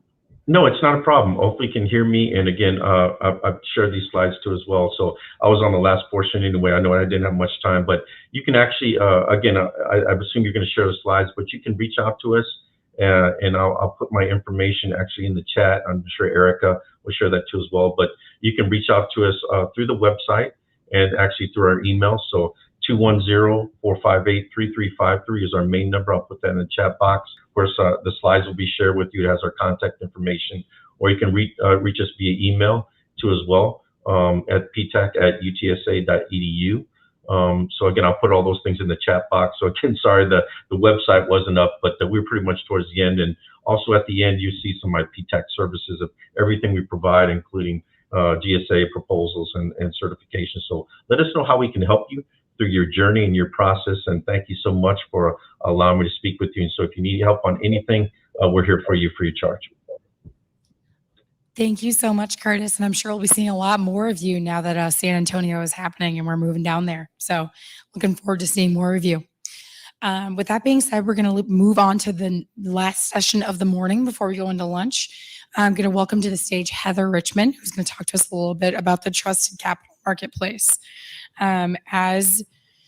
As the startup community and as the government are learning more and more about technology, it's becoming increasingly important to be aware of adversarial capital and folks who might have nefarious purposes being interested in U.S. technology.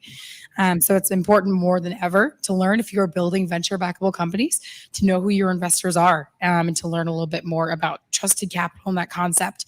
So Heather gives a really great talk about this. She's done it for us many times now, and she's sort of our authoritative source on all things trusted capital. So Heather, we're very much looking forward to having you here this morning.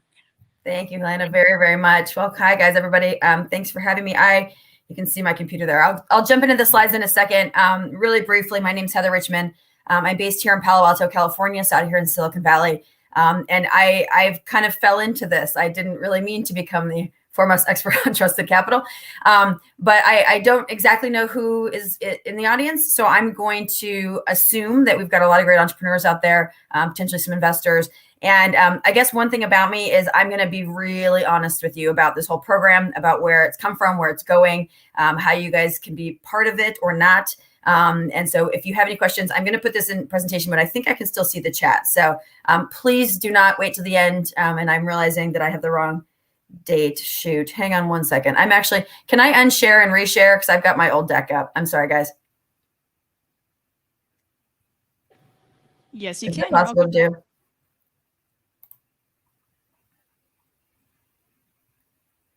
All right, let me just make sure. Sorry, guys, real fast. Hang on. Let's see. Where are we going here?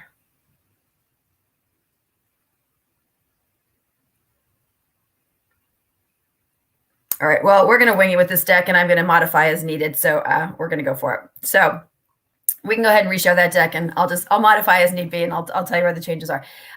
So you know, a number of years ago, so out here in Palo Alto, places like Boston, kind of real innovation hubs, Austin, of course, we started seeing some trends 8 to 10 years ago where Chinese money, I'll use China as an example, but there are actually 37 countries with special concern is what we call them. And we'll review who they are a little bit later in the presentation. But we started to see a lot of kind of free money raining from the sky, you know, investors giving companies amazing term sheets with really good deal terms that were almost too good to be true. And I think the reason is that they were too good to be true.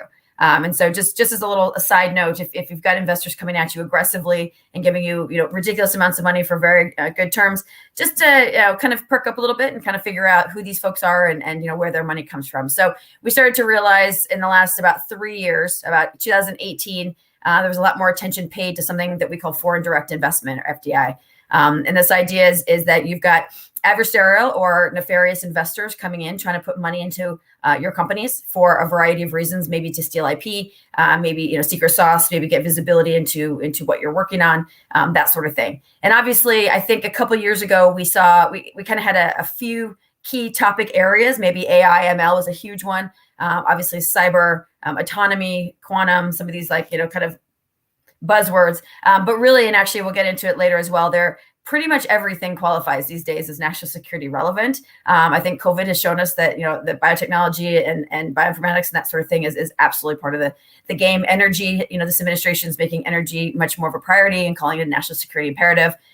So I think pretty much everybody is now subject to you know, nefarious capital, adversarial capital, those sorts of things. So just kind of eyes wide open. I call it keeping it clean. Where your funding comes from is a matter of national security. I will put this in preso mode for a second here if I can. Actually, I can. Perfect. So this is a terrible deck. I'm terrible at making decks, and I'm actually have the wrong one up, as you can tell. I have the right one up. Okay, I got it back. So I will modify and just kind of give you some real-time modifications to this, but also just a little bit of what's really going on and some of the history of the program. I know people hear the term trusted capital marketplace, they get very excited about it. It's a fantastic idea. And I think the way that it has been executed over the last 2.5 years has been a little bit problematic, and mostly for the investor community. And that's kind of the community that I represent. I am an EIR at BM&T. If anybody's heard of that company, all of our clients are internal DoD and IC on the innovation side. I founded about 2.5 years ago something called the Defense Investor Network, actually in response to exactly this. So I'll get you caught up on that. So very quickly, CFIUS is the Committee on Foreign Investment in the U.S. And I'm really big on actually giving you real names and real actionable items. And so any of these, folks that you might want to get in touch with can actually absolutely make that happen. CFIUS is run by Treasury, so the Assistant Secretary for Investment Security. Used to be a gentleman named Tom Fetto. He's fantastic. It's a currently vacant position, and actually most of the positions in his office are currently vacant, which, considering that this is a very real threat from China and other countries, is mildly concerning. So if there's anybody who's interested in actually, if Capital Factor is interested in having Tom come and speak on this topic, I ask him to speak constantly. He just, I think he just left in the spring. So, still very, very relevant. Really great guy, has a lot of great information on this thing. But CFIUS is led at Treasury, and then about 9 different agencies have a CFIUS office, including the Department of Defense. Within the DoD, it's housed under the Undersecretary of Defense. Currently acting is Stacey Cummings. She heads up USD for ANS acquisition and sustainment. So under her DoD CFIUS lead is Andrew Patuski. He's the Director of Global Markets and Investments. Fantastic guy, super knowledgeable, and can be helpful on the DoD side. The DASD for Industrial Policy is, acronyms.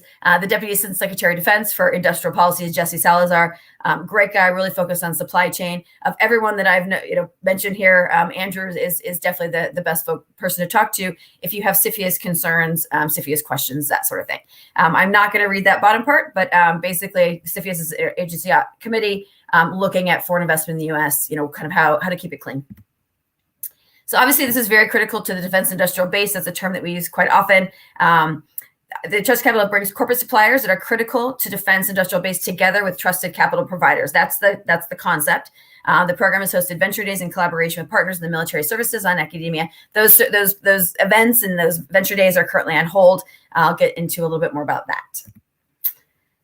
So basically, the Trusted Capital Marketplace Initiative, DoD-led whole of government concept, where basically the idea was about 2.5 years ago that they said, we've got a lot of entrepreneurs in space. Space was one I forgot earlier. AI, ML, cyber, that sort of thing, that are being approached by nefarious investors, investors that have ulterior motives. And so what do we do about that? And I think as I know, I've been an entrepreneur, how really difficult it is. And as when you've got this, external threat or this additional threat while you're trying to raise money, while you're trying to build a company, it can be daunting. It can be pretty impossible. And so they wanted to, figure out a way to, so if you're being approached by nefarious capital, figure out a way to give you another place to go kind of easily. The challenge was that as they were setting this up, and this is where I get real, I lovingly call it an opaque government website. And so a lot of folks on the investor side are very hesitant or resistant or will completely refuse to put their information as an investor onto a website for the government that they have no idea who has access to it, who's on the other end of it, how secure it is, that sort of thing. And so on page 3 of the application to become a trusted investor, it asks the investors to disclose all of their LPs. So an LP is a limited partner. It is they are the people that put the money into your fund to then invest. And that's really where the nefarious capital has entered into the system. So folks from, we'll just use China as an example, from China, investors from China who have ulterior motives might try to put money into a US fund or a French fund or a UK fund to kind of hide it. So you don't really you don't really know where your money's coming from. And so that's been a practice that was, used quite widely. And so a lot of times, though, even if your LPs are very clean and good, you sometimes have legally binding agreements not to share who your LPs are. There are a lot of, we call them family offices, high net worth individuals, endowments, all sorts of folks that become LPs and that put money into funds that don't want to be public about it for all of the reasons. And we can get into some of those too. And so the idea of again, a venture fund, we'll take NEA as an example, billions and billions and billions of, we call them assets under management, AUM, that they've got. And, to publicly disclose who all of those people are that have put money into their fund just isn't realistic. And frankly, like I said, many of them do have legal binding agreements to not disclose who those LPs are.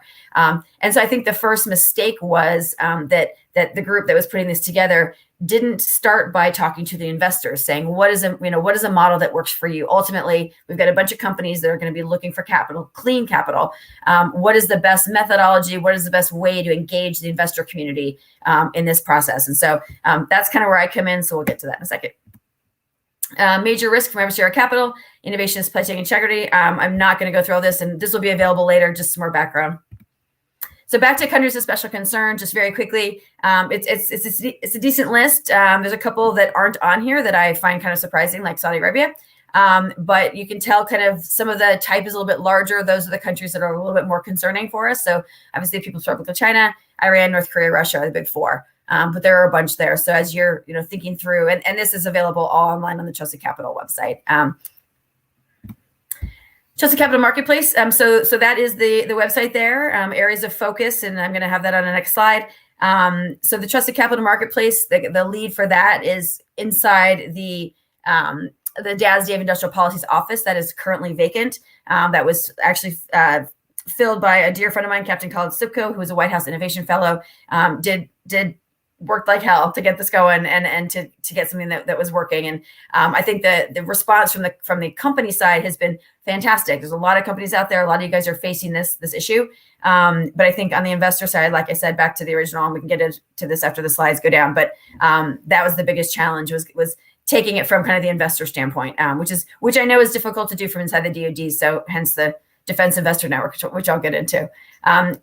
Some events there. So investor vetting, company vetting, it's actually done by an amazing guy named Dave Wong. That's his email address. He's over at DNI. He also works closely with DCSA. So if you have investors that you are looking at and want to know if they're problematic, there you go. There's his email address. There's also some folks over at AFOSI, which is the Air Force Office of Special Investigations. And even if you're not working directly with the Air Force, they're willing to dig in and help you. So I can get some context over there as well. DIU, who's based here in Moffett, here in Mountain View, but also has a DC presence, as well as an Austin presence and a couple other. They are another group to reach out to, as they do have some resources to help you figure out kind of where the nefarious capital is, if an investor that you're speaking to is problematic, that sort of thing. But separately, I'm actually working on a completely outside of government, not-for-profit kind of concierge vetting service, if you will, a place that companies can go without raising their hand to the federal government. Hey, I know that that's challenging if you're stealth, if you're very early stage, if you don't know if you're having a problem. So setting up something where first of all, investors can go to see if there are other investors that they want to invest in what's called a syndicate, to make sure that those investors are clean. To make sure your company is clean, because a lot of times, we found actually sometimes in leadership positions, but sometimes, deeper and then in an engineering team, we'll find people with questionable backgrounds. But then also for investors to actually dig in and make sure their LPs who they say they are. A lot of times you have LPs doing business as, or you might have somebody that, it's their second cousin that's actually the problem, but then they've, given their money to another member of the family or somebody outside to actually do their investing because they're not tagged by a certain organization of our government. So a couple of things there, but we're working actively to make it easier and to hopefully give you guys some resources. And so as that becomes more relevant, I'll make sure that the Defense Academy and the Capital Factory folks are aware of that, so they can get that information out to you. But we're working as fast as we can right now. So DCSA, I mentioned, Defense Counterintelligence and Security Agency. They are the entity that is in charge of security clearances, and they're really being, taking a front seat on this kind of investor vetting and this kind of company vetting. So Dave Wong works over at DCSA, and there's some other folks there that there's been some nice overlap. Actually, the DASD, Jesse Salazar, two or three DASDs ago, was actually a gentleman named Dave Stapleton, who's over at DCSA now and does a great job there. So the Trusted Capital ecosystem, kind of within the marketplace, currently has about 100 capability providers. So that's what they call the companies. And apparently they're processing a few more. As you can see, though, this initiative, this marketplace has been open since December of 2020, and there's only been 17 capital providers or investors that have been cleared. Lockheed Martin had a really tough time getting cleared, and they're Lockheed Martin. So the process isn't awesome for the investor side, and so that's something that we're working on. But we're also trying to take some of this stuff outside to make it a little bit easier. So areas of focus, as promised, like I said, it kind of started out at the beginning. AI/ML was a big, huge focus. That's an area where we're finding a ton of nefarious capital. Obviously, quantum and space are two very forward-looking, very forward-leaning, very capital-intensive. When we're talking about quantum and space and some of these things, we're looking 5, 10, 15, 30, 50 years out. And so, getting problematic capital into those industries now just kind of lends itself to just create a much larger problem down the line. But as you can see here, if you put the word advanced in front of anything you're doing, you end up on this list. But it really is everything. I mean, we're looking at, energy as a whole. We're looking at, obviously, autonomous systems, biotech, data science and storage, pretty much everything. The face of, not to get weird on you, but the face of, of war is changing in civilian warfare, whether it's cybersecurity attacks, whether it's COVID, all these sorts of things that are actually impacting civilians, right? We're not just, these aren't things that are just being fought on a battlefield. These are things that are being fought in our communities. And so I think eyes wide open, if you're engaging, in this community at all, the idea of starting to really focus on making sure the Capitol's clean, making sure your company is clean, is one going to benefit you as a company, whether or not you decide to go down the path with working with our government. I think just ultimately, it's a better choice for your company. I mean, our economies are looking at really bifurcating from certain countries of special concern in the large type, and so the more that we can do to head that off, the better we're going to be. The problem's not going to go away. I'll tell you that much. So really quickly, this is on the website. These were just a few examples of collaborations that were planned. There have been none in 2021. I think the idea of events and collaborations on the Trusted Capital marketplace is kind of done for right now anyway. But that being said, we're building a lot of these things on the outside at this point to hopefully encourage and strengthen what's going on the inside. But back to kind of from the investor standpoint, a lot of them would prefer to build their own Trusted Capital ecosystem on the outside, among the investor community. Support for global allies. I always get questions, is this sort of thing open to country or to companies in other countries? My understanding is yes. And actually we're working closely with the NATO innovation team right now as they are launching an accelerator of sorts, and they are actually looking at their own Trusted Capital initiative to make it kind of an allied situation. I'm going to get into the Defense Investor Network in just a second. And actually we've got folks from the Five Eyes, as part of that. And we've got a lot of interest. We actually just had a call with Sweden yesterday about the interest in kind of identifying, Trusted Capital and making sure that these communities of investors are aligned and are working together. But from the U.S. standpoint, working with allied forces is absolutely the way forward. And so we're trying to make it as easy as possible for companies from other countries, one, to engage with our DoD, and two, to have access to clean capital. So quickly, that's the really, really long email address, osdpentagon.ousd. I won't even read the rest, for the Trusted Capital. I have no idea if it even works. I've never emailed it myself. That's what I'm told. You can just reach out to me. But then there's areas of focus and then countries of special concern. But frankly, if you just Google Trusted Capital Marketplace, you get this handy dandy website that has most of this stuff on it. All right, so I'm going to bleep out of that. Let's see. And we can stop sharing at this point. So let's see. I would love questions, and I can jump back into any of the things that I've covered. But I'm going to give you kind of a little bit of the history of the Trusted Capital Marketplace. I started with kind of 2019. Ellen Lord, Miss Lord, fantastic, undersecretary, had this idea of building Trusted Capital. And what does Trusted Capital mean? It means basically that, you know who your investors are and you can trust their motives. Very quickly, again, the theory is great, but I kind of raised my hand and said, being somebody who works very closely in the investment community out here in Silicon Valley, it was a non-starter. And that was very apparent from the beginning. I said, the idea of building a government website, and basically they were calling it a dating app publicly. And I said, that's just really not the way things go down. So in June of 2019, started something called the Defense Investor Network. And so it's very unofficial. It basically was a way for folks on the inside of the government and investors on the outside of the government just to have open conversations. Like, our two worlds really need to be working lockstep, need to be working hand in hand. We need to be the government needs to be understanding what industry is doing. And from the investor standpoint, when you guys are raising money, the investors are the first people that see what you're up to. They understand, what technology is coming down the pipeline, where the rock star teams are, that sort of thing. And so if we can use the investors as eyes and ears for the government to help, identify and to help educate, inside what's coming down the pipeline on the industry side, on the entrepreneurial side, I think that's a conversation that needs to be had far more frequently.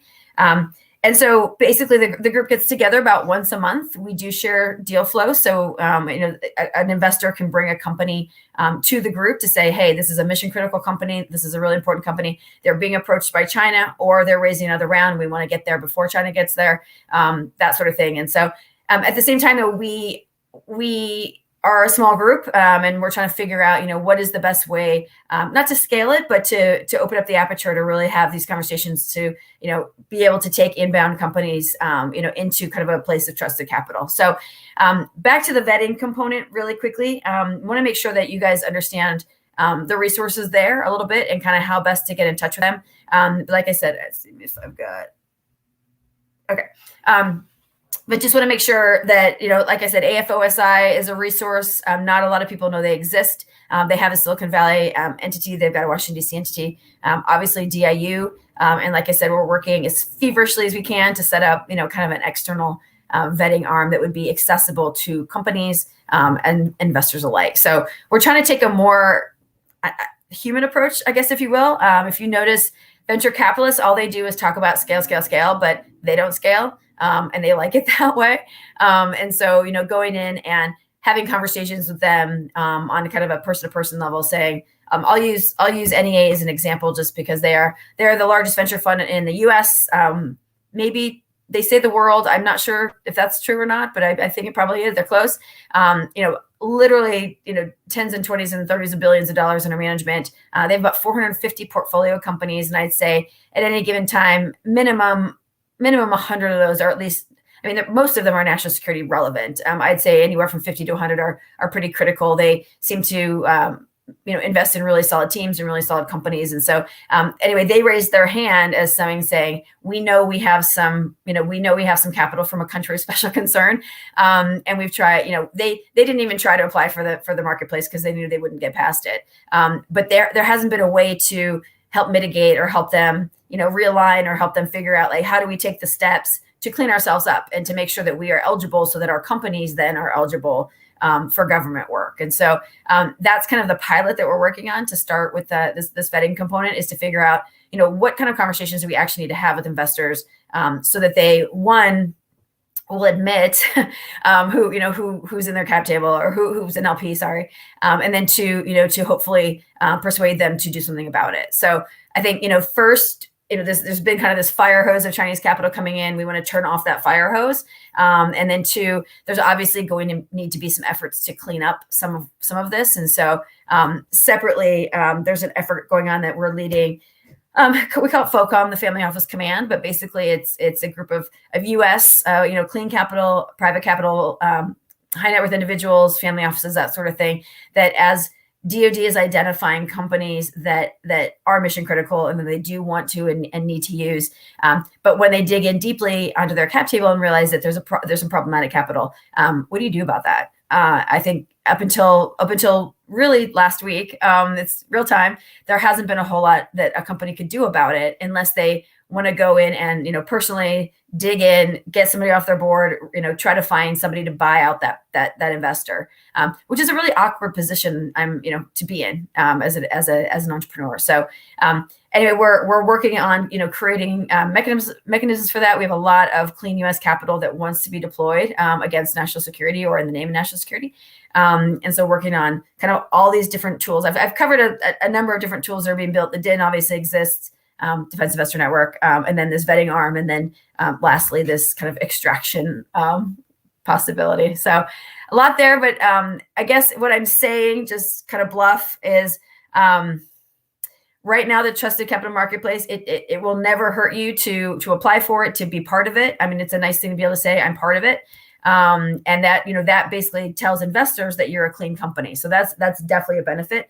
I think as far as getting really excited about, thinking I'm going to go to the trust capital marketplace and I'm going to find funding immediately, there just isn't that much deal flow going through it right now. There just isn't that much action going through it from what I've heard.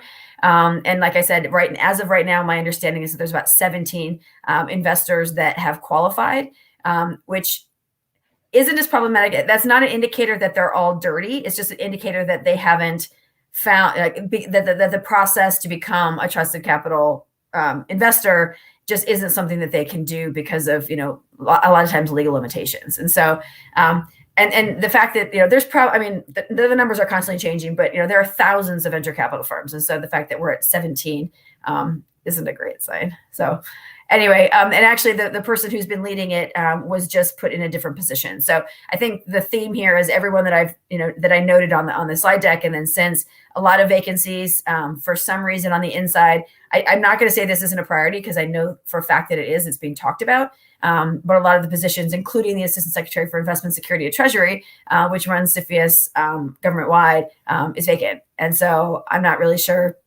what that means. My mentality was, okay, I was in government and I spent some time on the Hill doing appropriations a long time ago. But actually for the majority leader, for Senator Schumer. But when I came back out here to the Valley, I've been back out here for about 16 years. And I've just realized that, as we're looking at, there's been this talk of bridging the government with the private innovation community, private investor community, all this private side stuff. How do we do that? And what I've learned is a lot of times on the DoD side, they will try to solve that problem just from the DoD side. And what we need to start doing is familiarizing them, educating them about this whole other side of the world, this private industry side, and how best we can work together. But sometimes we need to take cues from the private industry side. So we've been building a lot of these things, like I said, on the outside, and it looks like we have some questions. Yeah, shoot. If you'll get that on screen. First question from Might have Tom. missed this. Oh, Sorry. go ahead. I might have missed this, but is there any congressional directive behind this, or all agency originated? So CFIUS, is congressionally directed. That was set up. That committee was set up. That's about what I know, and I know that part of it's a lot of CFIUS has been optional or voluntary, and I know that there's been more and more talk about putting some real teeth into it and making it required. I know that there are some people now there are some industries right now where it is required that if you are, quantum is definitely one of them, that there are certain, you basically have to kind of submit yourself for CFIUS review.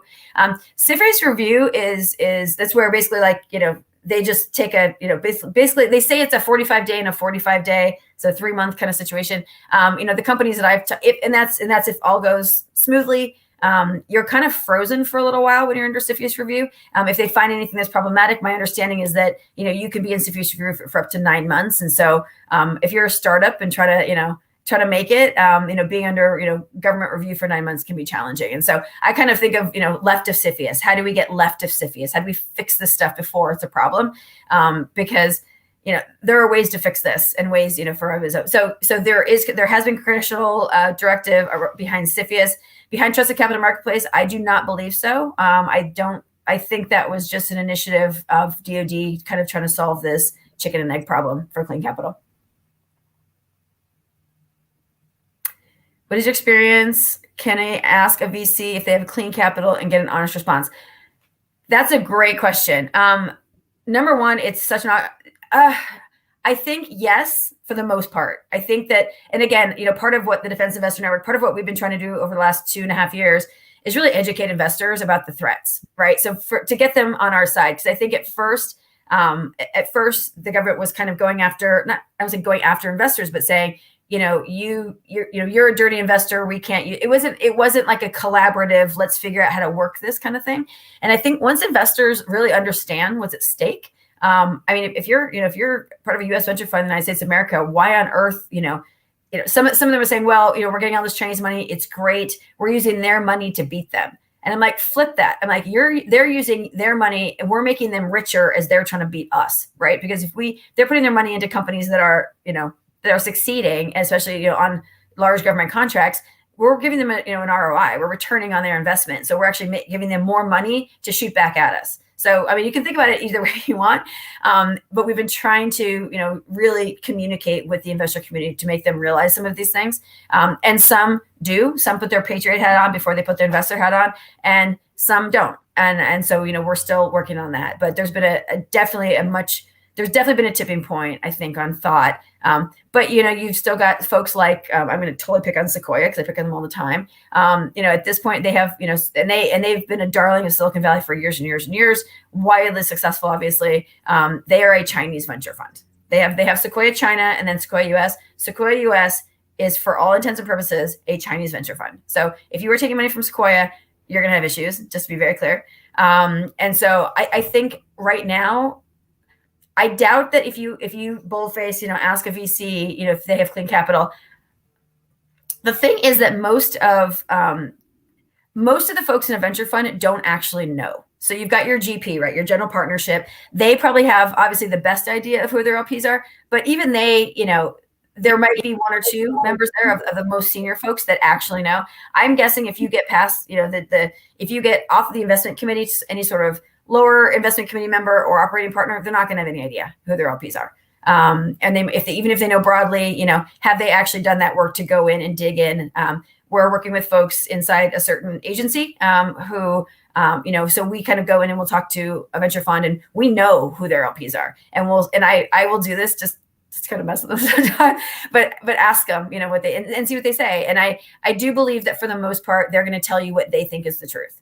And I really encourage you, that's actually a great point. I really encourage you guys on the company side to ask and ask early, because it's going to get very awkward if you're way down the process and then, then you ask and then they, but one, you're also, I think what companies can do, because I think, the companies, you guys have been the biggest proponents of this because you said, we're trying to keep ourselves clean so that we can work with the government. Right. And so if investors are getting indicators from companies, hey, we're not going to even take your money if you have dirty capital, that's a huge, that's an incentive for the investors to clean themselves up. And I know that's a difficult thing if you've got somebody waving a term sheet in your face. But that's, I mean, to me, that's the best case scenario is you've got, the world-class team saying, we're not taking your money because it's dirty. Go clean yourselves up. There's nothing that government can do that would be a better, that would make it easier for the investors to clean themselves up, because that's, deal flow is their secret sauce. And so if you guys call them on it, that'd be helpful. All right. Does anyone in the audience have any questions before I start asking questions? Because I have lots of for Heather. We could probably talk about this for hours, but if any of you have questions, please raise your hand so I can bring you the mic.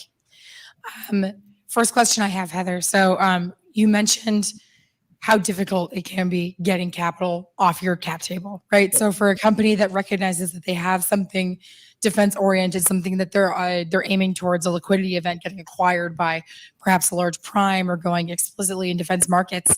Yeah. How easy is it to start with investors that are only trusted capital? Is that something that's easy to do? What's sort of the range of investors? Are there people, from angel, pre-seed, seed along that the scope of venture capital that are part of that trusted capital marketplace, or are these primarily large institutional funds? No, it's the whole gamut. Actually, some of the smaller ones have had an easier time doing it just because they usually will have fewer LPs, maybe one. And so it's kind of got one. How hard is it? Just because there are so few investors on the platform, it's almost impossible. Angels has been a place where we've seen a lot of nefarious investment just because companies are so early. A lot of them don't have general counsels, they don't have legal teams, they don't have the resources to do these things. So China is actually, and again, I'm using that one country. I'm sorry, I should be using all of them. If they get in really early, then they're in. And a lot of the time the company is scrappy and not thinking about it. And frankly, even if they're not scrappy, they're not thinking about it. A lot of the companies haven't been thinking about it. But neither have investors, neither has anybody else until 3 years ago. So we're trying to make that a lot easier. I know I started, I was part of an electric motor company. I know how hard it is to raise money, especially if you've got any kind of hardware going on. But the more that we're getting, the more that we're talking about this and making this top of mind and saying we can't, both sides, all sides need to clean up. It's going to be easier. If you are a company and you've already received, capital and you need help finding out if it's problematic, let's help you do that. If you do find out that you do have problematic capital, let's find out, kind of who are your customers on the inside. Because that's another challenge actually that I'll bring up really quickly is there's so many different lines of communication, so many different metrics, I guess, if you will. I'll give you an example about how much adversarial capital you can have as a company. So we had one company that was 70% owned. It was in space. It was actually in the launch area. So we're talking big dollars. 70% owned by somebody from the Ukraine that we found out was problematic. And he had rockets sitting at Vandenberg and said basically NASA said if you get this guy under 50%, we'll launch him. And then CFIUS rolled in and said if you get this guy under 30%, you can launch. And then another agency said, this guy, don't touch him with a 10-foot pole. You can't have this guy on your cap table at all. as a company, that's impossible. That's an impossible situation. Like I was just sitting there going, holy hell, like that's terrible. So, I think part of what we're trying to do too is, figure out, where's those information coming from and how can we make it easier for the companies? Cause I feel for you guys so much. And so as much as we can do to make that process easy for you, for like eyes wide open, for you to be getting real information from the inside but I also understand that, you kind of don't want to raise your hand and say, hey, Siphius, am I clean? Because then you're in their limelight. It's kind of like calling the IRS and say, hey, I think I might have a problem. Please audit me. And I know that's what it feels like. And so we're trying to, first of all, the Siphius people aren't like that. They aren't. They really aren't. And I can make sure you're talking to the right folks that are lovely.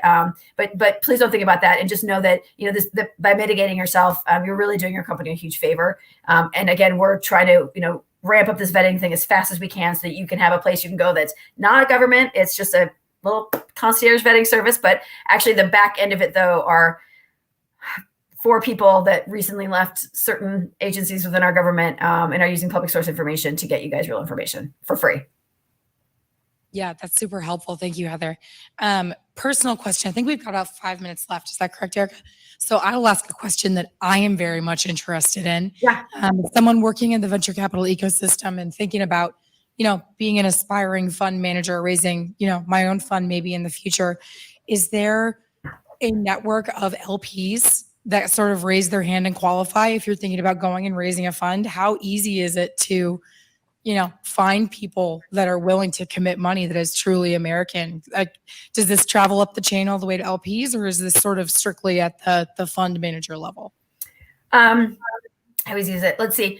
So for the last 3 years, kind of as I've been trying to build out this capability to remove nefarious capital, I have been like amazingly surprised at how many, clean US capital folks have really wanted to invest in this space, but there's never been any sort of transparency into it or mechanism to it, or they know nothing about it. I helped start something called Elemental Accelerator, which was a $30 million Navy initiative. This was back in 2012.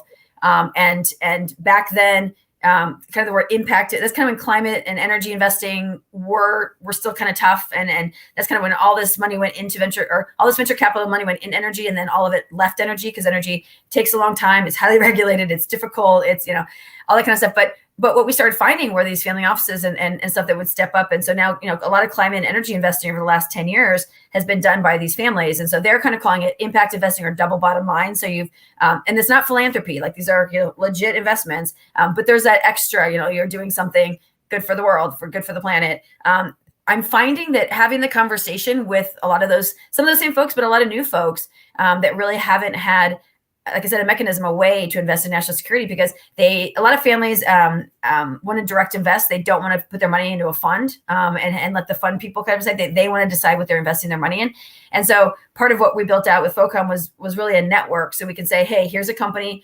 We know the kind of traction they're getting on the inside. We can verify that inside of Department of Defense. We can verify that we know they're an important company to our national security apparatus. And so, we'd love to have you take a look at this company. So part of it also has been a bit of a chess game to find those families. But I would say there is a lot of, we call it dry powder, available capital for mission critical companies. It's out there, and I know it's hard to find. As far as to your other part of the question, as far as becoming an emerging manager or like a new fund manager, that's me right now. And it took me 3 years. And I actually was trying to avoid it. I actually didn't want to raise a fund. I really just wanted to build the network. But you do start to get to know people, and they start to trust you. And I mean, I have this tagline, kind of innovation at the speed of trust, and hence trusted capital and the trusted capital ecosystem, and trying to build a network of trusted investors, I think is really, really important. People ask why Silicon Valley moves so much faster than government. And I think a lot of that is, I have neighbors on both sides of me, literally, that are venture investors. And so, but I've known them for, 16 years. And so I think one of the challenges inside of government is turnover, and building those trusted relationships. And then a lot of times the government, your PM or whoever you work with inside the government might leave, which is a challenge. And so I think innovation, trusting your investors, trusting your entrepreneurs, trusting all of that, I think is really important. And I think the only way we're going to be able to move as quickly as we need to fight against the folks we need to fight against, is by building these trusted relationships. And I think the faster that we can get bad capital out of there, so that investors and entrepreneurs are trusted, and then the government piece can come in, and we don't have to have this huge roadblock to get you guys, to get really the best of the best working with us. Is my goal. And so building all these things to help facilitate that, is what I'm up to. Awesome. Thank you so much, Heather. I think we're getting right up on time. So do you have any closing words for the audience here or any pieces of advice before we head out?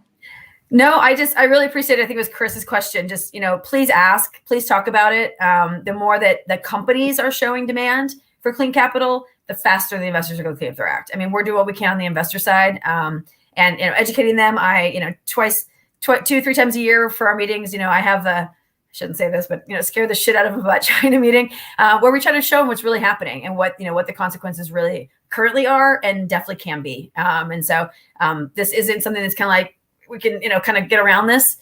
So I appreciate you guys have this top of mind. The more you communicate with investors, we're working on that too. But yeah, we need to fix some of this, and we can do it. And I think the capital markets can do a lot of it. We don't need to be using taxpayer money for this kind of stuff. But anyway, keep building awesome companies. Like, we need you guys so much, and you guys are definitely the future of of our national security. So please keep doing that. And I'm here as a resource to help any way I can. All right. Thank you so much, Heather. Really appreciate it. Always great talking to you. And thanks so much for dialing in. You got it. Have a good one, guys. Bye, Heather. All right, y'all. So with that, we're going to take a 1-hour lunch break. We will meet back here in the afternoon. Please be sure to come back because we have 2 really good sessions left in the day. Neither of them are sexy topics, but they're necessary topics, talking about CMMC, FedRAMP, and ATO. Some of our speakers who were planning on dialing in have had COVID-related complications. They're not able to dial in. So we will be playing a video for one of the sessions. And then for the last session, FedRAMP ATO, we will be having Bruce McGraw coming on and actually answering questions online live in the audience. So please come back, join us back here at 1:15. And then Q&A will start at 3 p.m. So we'll see you this afternoon. Thanks, everyone.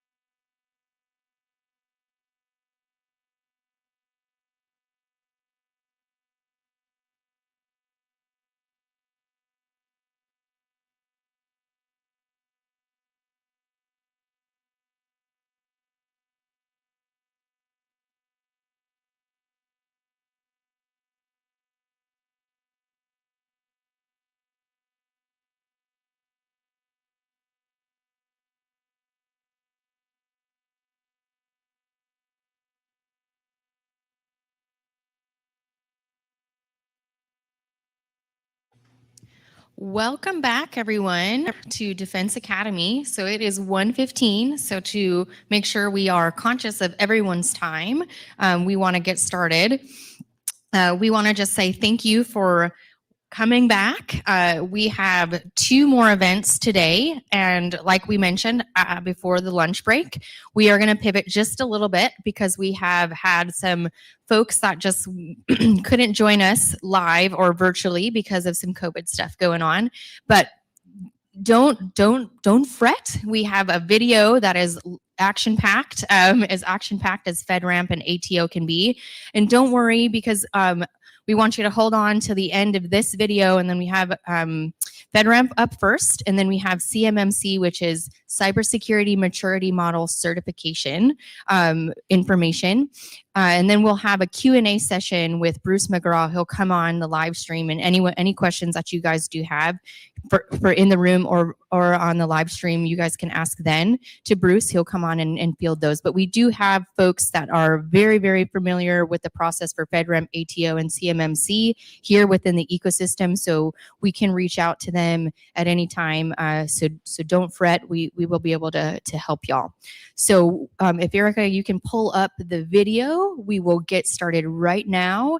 And we do want to remind you before we do jump to the video that tomorrow we have a jam-packed day. So please don't forget about everything we have planned, because we are super excited about what Friday has. So Erica, it is time to shine. Thank you, Rick. I really appreciate that. And I would like to reiterate to the audience that the AFC organization I have found to be a very, very wonderful source of all sorts of information that helps contractors, including cybersecurity and including the types of stuff that we're talking about. So if you see an FC, I would definitely say go to their website, look for events that they are sponsoring in your area. Go to them, meet some of the folks that are there that are AFC young professionals that belong to the organization. I think you will strongly benefit from a relationship with folks there, and you can get a lot of your questions answered there as well. Hopefully, I'll be able to answer some of the questions you've got today in terms of presentation. We're going to plunge into if you've got the best application in the world out there, and everyone ought to want to have access to it, buy it, use it. How do you get the federal government? How do you get it into the federal government? What do you have to do? So we're going to plunge into what I kind of jokingly refer to, let me get my screen active, jokingly refer to as, oh no, a federal agency really wants our software. What now, right? So there are definitely steps that you'll need to be doing, and you really should be doing a lot of these steps now. That if you have something that you believe is designed and intended and appropriate for government users, or appropriate for Department of Defense contractors and other federal contractors may want to use your specific software as well, you will find that those bring other requirements that just a commercial application do not. And those requirements are typically involve somewhat, if not mostly, governance, regulatory, compliance, cybersecurity is one aspect of that. Basically, the regulations that you're under, the steps that you have to go through in order to get your software available to be purchased and used by various different organizations in the federal government. So what now? First off, I cannot stress in this area that knowledge and focus are just going to be key to your journey. Really, it's because there's so much out there, and it differs from agency to agency, federal organization to federal organization. What you have to do in order to get your application, your product, it was hardware, software. Most I know in this audience are software, most are cloud, right? What do I have to do? Okay, so unfortunately, it differs, and it can differ fairly aggressive, fairly substantially from, say, a NASA to a Army to the Navy to Coast Guard. All of those things will have slightly different variations, and even within, say, just the Army, you will find that you have different hurdles you have to overcome at one base versus another base if yours is a product that's going to be used at a particular base. You'll find that the person that you have to get your approval from, which we'll talk about, can have slightly different levels that they want you to meet at Fort Bragg instead of Fort McClellan, kind of thing, right? So it's really important to build a relationship get to understand exactly what you have to do for that particular opportunity, and focus on that. Don't get off the beaten path by getting into just Googling and searching and wildly going around. I suggest it would be best, if you're a small business, to work with the Small Business Administration at the agency that you believe is your first real sales opportunity. All of us in business, if we're doing something like that, a new product, in general, it's because we know we have something. There's been an expressed desire for it. There's been an expressed interest once somebody's heard about it. And we know our real first serious opportunity. And it's that group, if that's a federal government agency, that you want to drill in on and start to really understand from their Small Business Administration point of contacts, the things you have to do to get your software accepted into that agency. So focus on that. Work with these areas. If you're not in the state of Texas, there are organizations like TPACs in every state, right? That is someone you could potentially turn to for help. These, if you're in the state of Texas, these links will be available in the slides that you can download from Capital Factory. Working with organizations like Capital Factory, doing something like this. The Defense Academy is a prime example of it. There are plenty of organizations out there that can help you get to where you need to be, right? And some of them are free, some of them you pay for. And, all organizations that I've worked with in these areas that I mentioned are very applicable, very experienced, and will be very helpful to you. Right? So reach out and start there. Go to birds of feather gatherings. Go to various networking opportunities and network, and to bring with you this, I have a question. Have you ever done this? How did you get past this? Do you know the person at so-and-so that I should be trying to speak with? Those are all great ways to not only network and meet people, but actually just to have a reason for going and to really achieve success in your company by doing so. So I'm going to give you some examples here of the regulatory compliance requirements. I want you to think about it. We're going to drill into through the rest of this presentation. We're going to talk about like an individual product. I have a cloud product. I have a cloud application that I think is great, and everybody I've shown it to in the government loves it, and I got to figure out how to get that accepted and used and sold into that. But you also, as a company, will have to meet certain compliance regulatory requirements, as you are now going to be a Department of Defense contractor, where you are under, well, if you're selling to the federal government, you're under what's called Federal Acquisition Regulation, or FAR regulations. If you're then doing that with the Department of Defense, they have the Defense Federal Acquisition Regulation Supplement, or DFARS, another set of compliance standards that you have to meet in order to sell into them. So it's a bit of a challenge, but it's not impossible by any means to start understanding the various regulatory requirements that you'll be under. Manufacturing quality standards, a lot of folks have heard about ISO 9001. Okay, it gets updated every year or so. Manufacturing organizations have to go through audits, and they have to document things correctly. They have to follow the process that they've defined in order to have that level of quality assurance that they get by being able to proudly display this ISO 9001 badge, right? Similar kind of stuff exists in various areas throughout this landscape that we're going to be talking about, right? So, if you're going to be doing things that require clearances, well, then you've got some facility and personnel privacy and security things you have to do. Maybe you have to literally build a room in your building that reduces the ability for eavesdropping and other things, because classified information may be contained inside that room. Systems can and cannot go in and out of that. Right? No cell phones, things of that nature, right? The Department of Defense information controls, things like ITAR, DFARS 252.204-7012, I've mentioned earlier. We shorten that a lot of times to DFARS 7012. The NIST SP 800-171 set of cybersecurity controls that you need to have implemented and be doing every single day. That's another major requirement. I'll shorten that to NIST 171. And the upcoming Cybersecurity Maturity Model Certification is another more daunting standard that you have to meet going forward, where you'll actually have companies like Centaur audit you, in essence, for your compliance to those levels of requirement as well. We have actually got another session at the Capital Factory under the Defense Academy that you can get more information on the CMMC. I've actually done that presentation, and I would recommend taking a look at that if you're new to the space. And then finally, in red, because red to me means danger, FedRAMP. The requirement to actually have your application get FedRAMP accreditation. This is a heavy lift. I will not be able to stress enough how much time and cost will be involved in you obtaining that. But as you do that, you get into an area where more and more federal agencies can more easily, quickly adopt and allow your application to be used. And of course, it's quite of a moat to eliminate competition as well. So there is that advantage to going through that level of work. But even if you do those things, the last bullet is really the final, where the rubber meets the road. Have you obtained your authority to operate? So this is something that's not new and has been out there for, I don't know, decades, definitely years, amounting to at least a decade, I think, where I have this wonderful single application.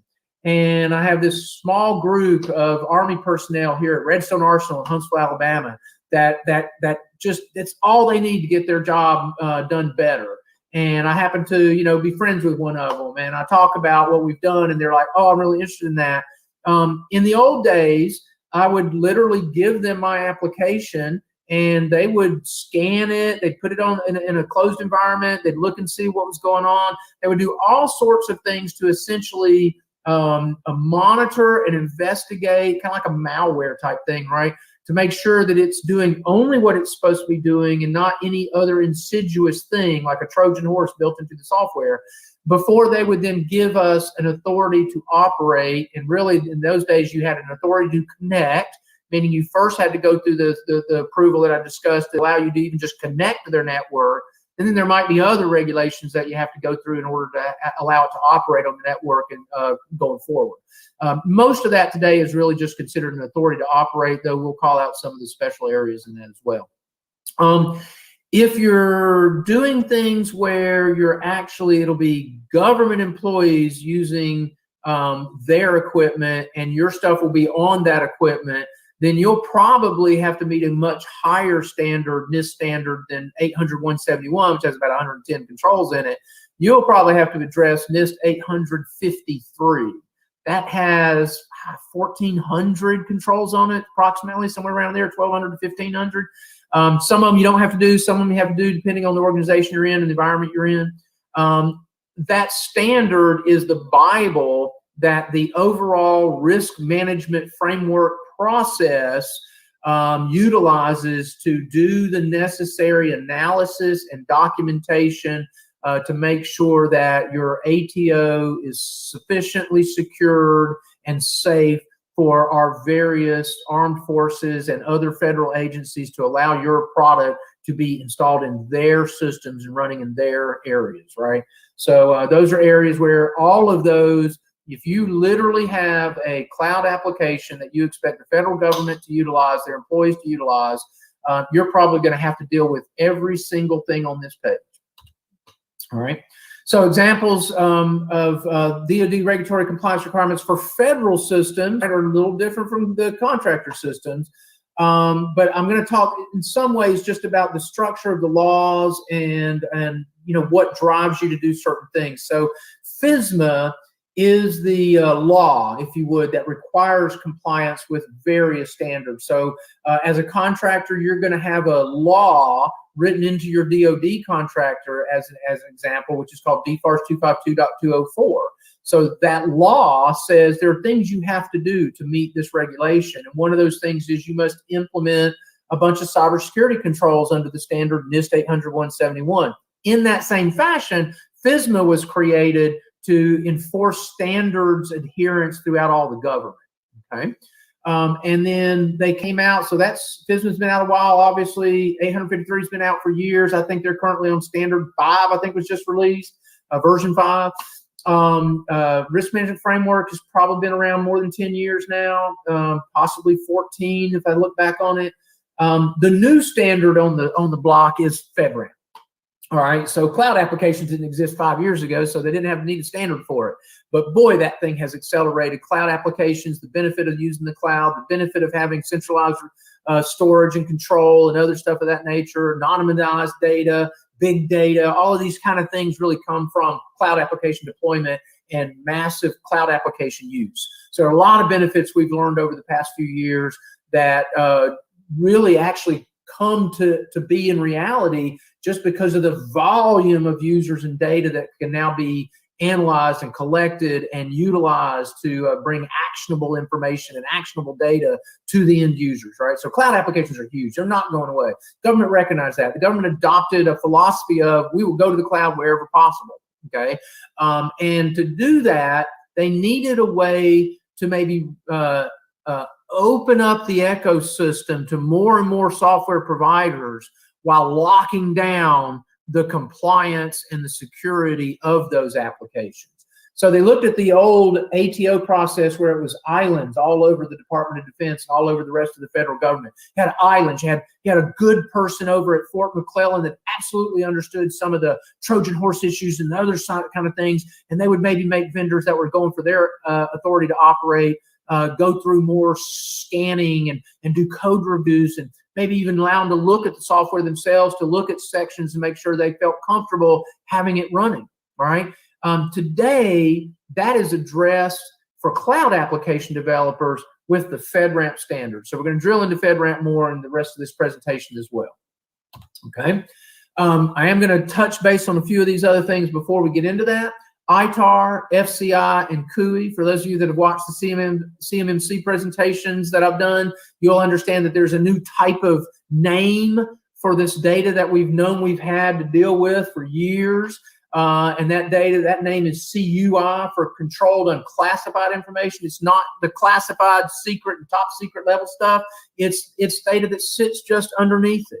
But I'll tell you some of the stuff that in our business, when the DFARS 7012 rule came along years ago, and I would have various contractors and other types of companies contact me to go, we're staring at this new rule. We don't even know what this CUI stuff is. Do we even have CUI? And unfortunately, the government, what they looked at in 2010 was like, we got a real problem here. Chinese are stealing us blind. Okay, pure and simple. Stealing all sorts of technology from us, billions a year. Okay, got the F-35 plane built a month after we had it built. How'd they do that, right? A lot of how they did that was attacking the contractors and getting one puzzle piece of technology here and two other puzzle pieces over there and putting the puzzle pieces together in China, right? And we decided we had to stop that. Part of the confusion where contractors shouldn't be blamed was what we would all kind of typically as lay people do, blame the government over too much regulation, too much stuff. Yes, here's what they had. They had too many names. They had too many different, slightly different things that you had to handle differently, had different, slightly different rules, whether it was for official use only or ITAR export restriction or other types of acronyms that designated types of data that the government wanted you to protect. Too confusing.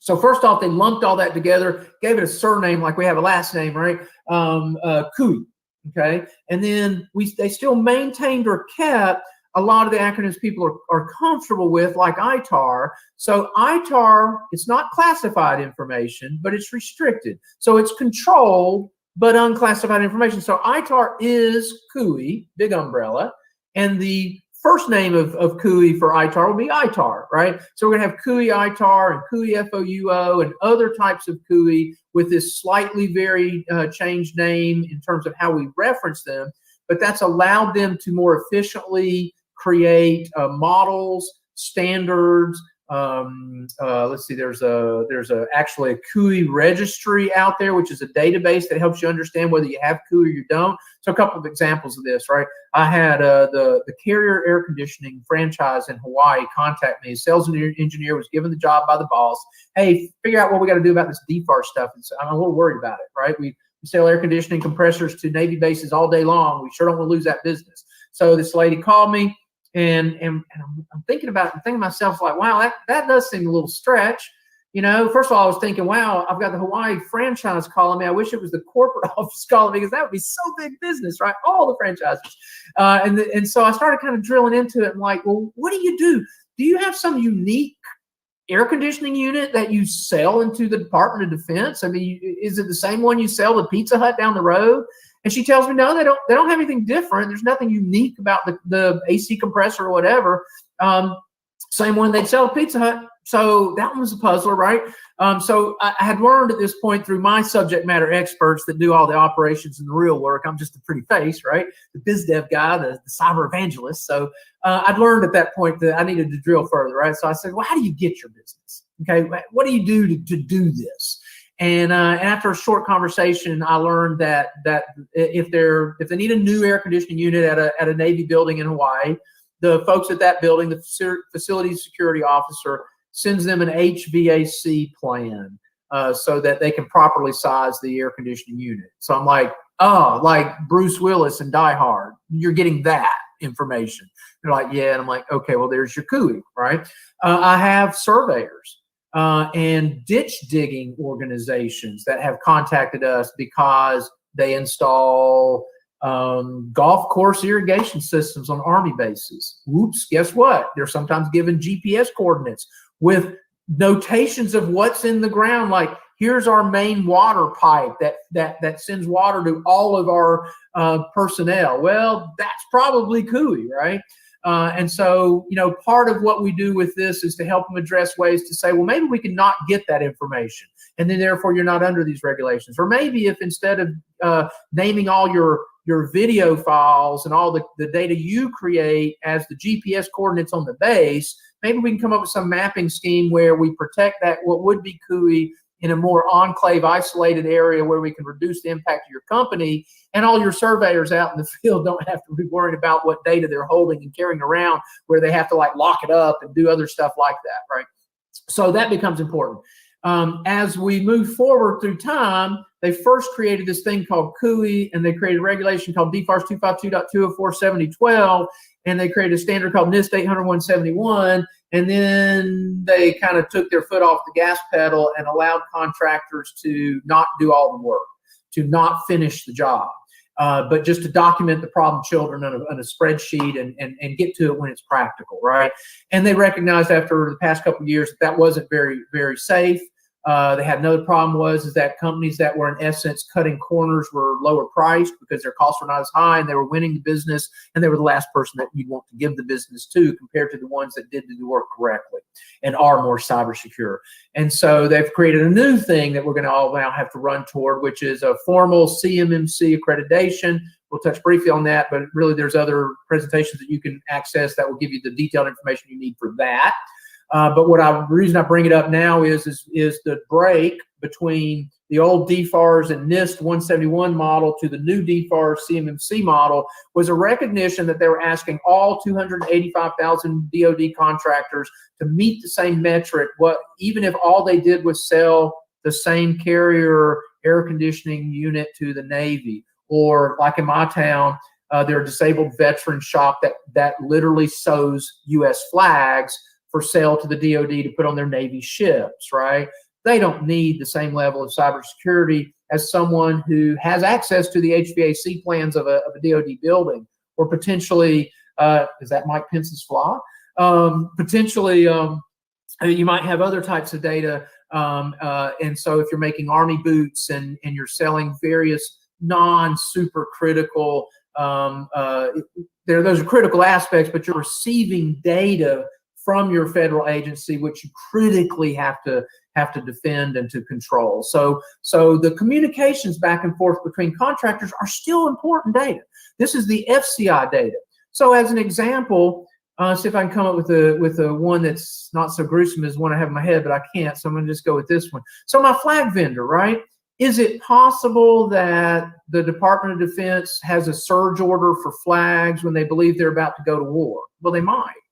Right? So just the email communication back and forth between the Navy purchasing officer and the folks that are sewing flags with a heads up that we want you to triple our order this next quarter and keep that run rate going for a year could be a real tell that you wouldn't want out. So that data, while there wasn't any special information that went back and forth, it's important federal contractor information, communications that they want you to protect. And so that sets the bar for even that small of a level of information is going to require CMMC level 1. But if you're not receiving missile data, like I have one company in Texas that makes foam for shipping containers, right? You've gotten these really nice products where the cutout of the foam fits exactly the product you're pulling out. And it's such a nice out-of-box experience, right? And things like that. So they call me and they're like, I can't believe I have to do this DFARS thing. All this NIST stuff. Why would I have to do that? Well, I've already gotten a little more versed at my job at that point. And I'm like, so what are these shapes you're cutting out? What are you shipping in these containers? Oh, they're missiles. I'm like, from Missile Defense Agency, the shape of a missile, okay? And is there like, if I were to get that part number of that shipping container and drill into your systems, could I find out the maximum weight capability maybe, and possibly the shipping address? And they're like, yeah. And I'm like, well, there you go, right? There's your coup. So you can tend to, if you really kind of step back and think about being the hacker type, the role play, what's my way in? How can I get this? If this is too hard and I go that direction, can I get it easier, right? That's a great ways for you to think about this information you may be receiving that you need to protect. Okay. So as I've obviously pointed out on a few of these past slides, you've got various governance compliance regulations that you've got to meet. All of them require this DFARS contract I've mentioned if you're a DoD contractor. It currently requires NIST 171. It's going to continue requiring NIST 171. Matter of fact, they've recently strengthened the teeth of that. They're going to allow themselves, government DCMA may show up on site and actually audit you for your NIST 171 compliance. I've had about a dozen customers that have gotten that kind of an audit. And so there's more and more. This is growing. This is not going to go away. So it's better to get on the forefront of this and keep addressed and keep up to date on these as they roll out, because your annual impact is a much smaller impact to your corporate budget and your training effort and your impact to your workflow of business if you're only having to do the next new thing instead of all of a sudden going, wow, I sat around and didn't do these 110 NIST 171 controls. Now I got to do ML3. And I got to do 20 more, and I've got to actually be audited by a C3PAO independent company. It seems daunting, and it is, and it can be, right? So start taking these one bite at a time and get through them all, right? The CMMC accreditation I mentioned, that will be the next big bogey. It will not hit that many companies between now and this time next year, say fall of 2021, but between fall of 2021 and fall of 2022, it'll hit about 8,000 contractors at that point, and it'll ramp up every year after that until every contract coming out of the Department of Defense by the end of September 30th, 2025 will have the CMMC formal accreditation requirement where you will have to get accredited and you will have to maintain and get reaccredited every 3 years on that. So all of that stuff, right? The one thing that those regulations do that are overlap into FedRAMP is, and this is important, if like I have some clients like this, that you're out there, you're developing a great cloud application, the biggest volume of your sales opportunity, your market, might be DoD contractors or other federal contractors. Maybe you have a great tie-in between, say, Deltek's accounting system and better project management software, and you think that 70% of all the contractors that are Deltek customers are going to want to buy your product as an additive additional product, right? So now you fall into this one thing that DFARS requires is if you have a cloud application and Department of Defense contractors are going to use it, then your application will have to at least meet the FedRAMP moderate equivalent security level out there. So there's an area where FedRAMP, which is a standard created to apply to cloud applications that the government is using, they've now taken that and pushed it one step further out and said, well, certain federal contractors, DoD contractors, also, if they're using cloud applications that are containing unencrypted CUI, like we talked about, HVAC drawings maybe. If they're doing that, then those cloud applications have to meet the same requirement that we make them meet for our own employees in the government. So FedRAMP moderate is kind of a bogey that whether you're focusing on the government or focusing on government contractors, you need to be very aware of, and you need to be aggressively working toward getting that accreditation. I'm going to take a little bit of a detour in terms of just talking ATO and all those standards and now drill into FedRAMP itself, okay? So I mentioned earlier that the FISMA, Federal Information Security Act, is the law, okay? FedRAMP is the standard that FISMA has been modified to in essence, enforce or bring into that umbrella, right? So it's a government-wide cloud security program. That sounds ugly. It seems difficult. Why don't I have yet another one of these things to do? Remember the islands of different hurdles that you would have to meet if you try to sell this throughout the federal government? FedRAMP helps you on that area. So once you've had one agency sponsor you and you've obtained your FedRAMP accreditation, that's now listed at the fedramp.gov marketplace, and it is far, far easier, quicker, and less costly to you to get the next federal agency to allow it to be used, purchased and used in their agency. So once you've done this once, it's easily replicable and is a lot less daunting and costly of an effort to get a different federal agency. So there's your benefit, right? If you actually have a project management application in the cloud that you think state and local governments, federal governments, whether they're Homeland Security or whether they're Department of Interior, or Department of Justice, or the Department of Defense, it's easier for you to now get that accepted and utilized to get your authority to operate in all of those agencies, far less of a hurdle once you've done the first one. Okay, and that's the big difference between the old days of having to meet that particular individual sets of requirements, which are based on a subset of standards, right? But they all have slightly different things too, right? Someone they were smarter, they knew better, they had a thing that burned them once, not going to be burned again, right? So they could define everything that they wanted to be done, and you basically had to jump to that tune, no matter what you thought was appropriate or not, right? Or you walked away and sold to somebody else. Okay, FedRAMP solves that problem for you, so that's good news, right? So I'm going to stop for a moment. So I've kind of talked about why FedRAMP's good, how it gets brought in as a law.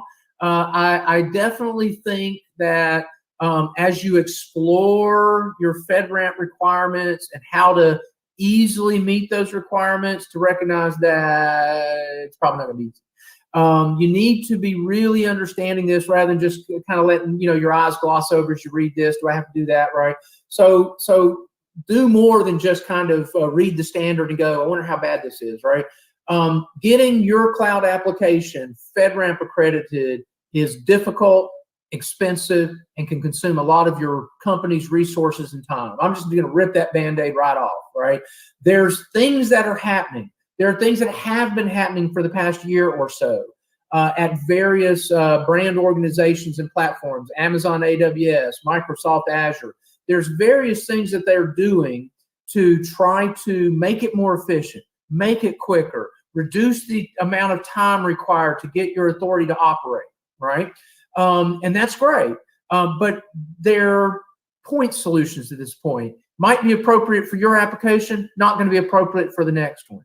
Might help you do just the documentation part, doesn't help you figure out what you're doing wrong in the actual programming. What do you have to change? What could I use instead? If this is telling me that's not cutting it, what would cut it? How do I find that out, right? So there are now groups of people at Amazon, groups of people at Microsoft, groups of people at other areas, Salesforce, et cetera, that will help you address that. All of the massive, large, popular cloud applications, Microsoft 365, that's a cloud application. Google G Suite, Gmail, us lay people think of it in our personal account lives. They've gone and got their FedRAMP accreditation. Microsoft's gotten theirs. Salesforce has gotten theirs. They oftentimes, however, have different flavor, a different version of their application that is compliant with that standard. So heads up, you need to understand, did you buy the right thing? If I didn't, what does it take me to get to the right thing? Those are always probably something that you really want to drill into and start to peel this onion apart, right? I would say that if the words FedRAMP are new to you, you need to assume it's going to take you a year to get FedRAMP accreditation. And to be frank, it's going to be very difficult if you are not involved with an agency that really likes what you have, because you need an agency to sponsor your FedRAMP accreditation.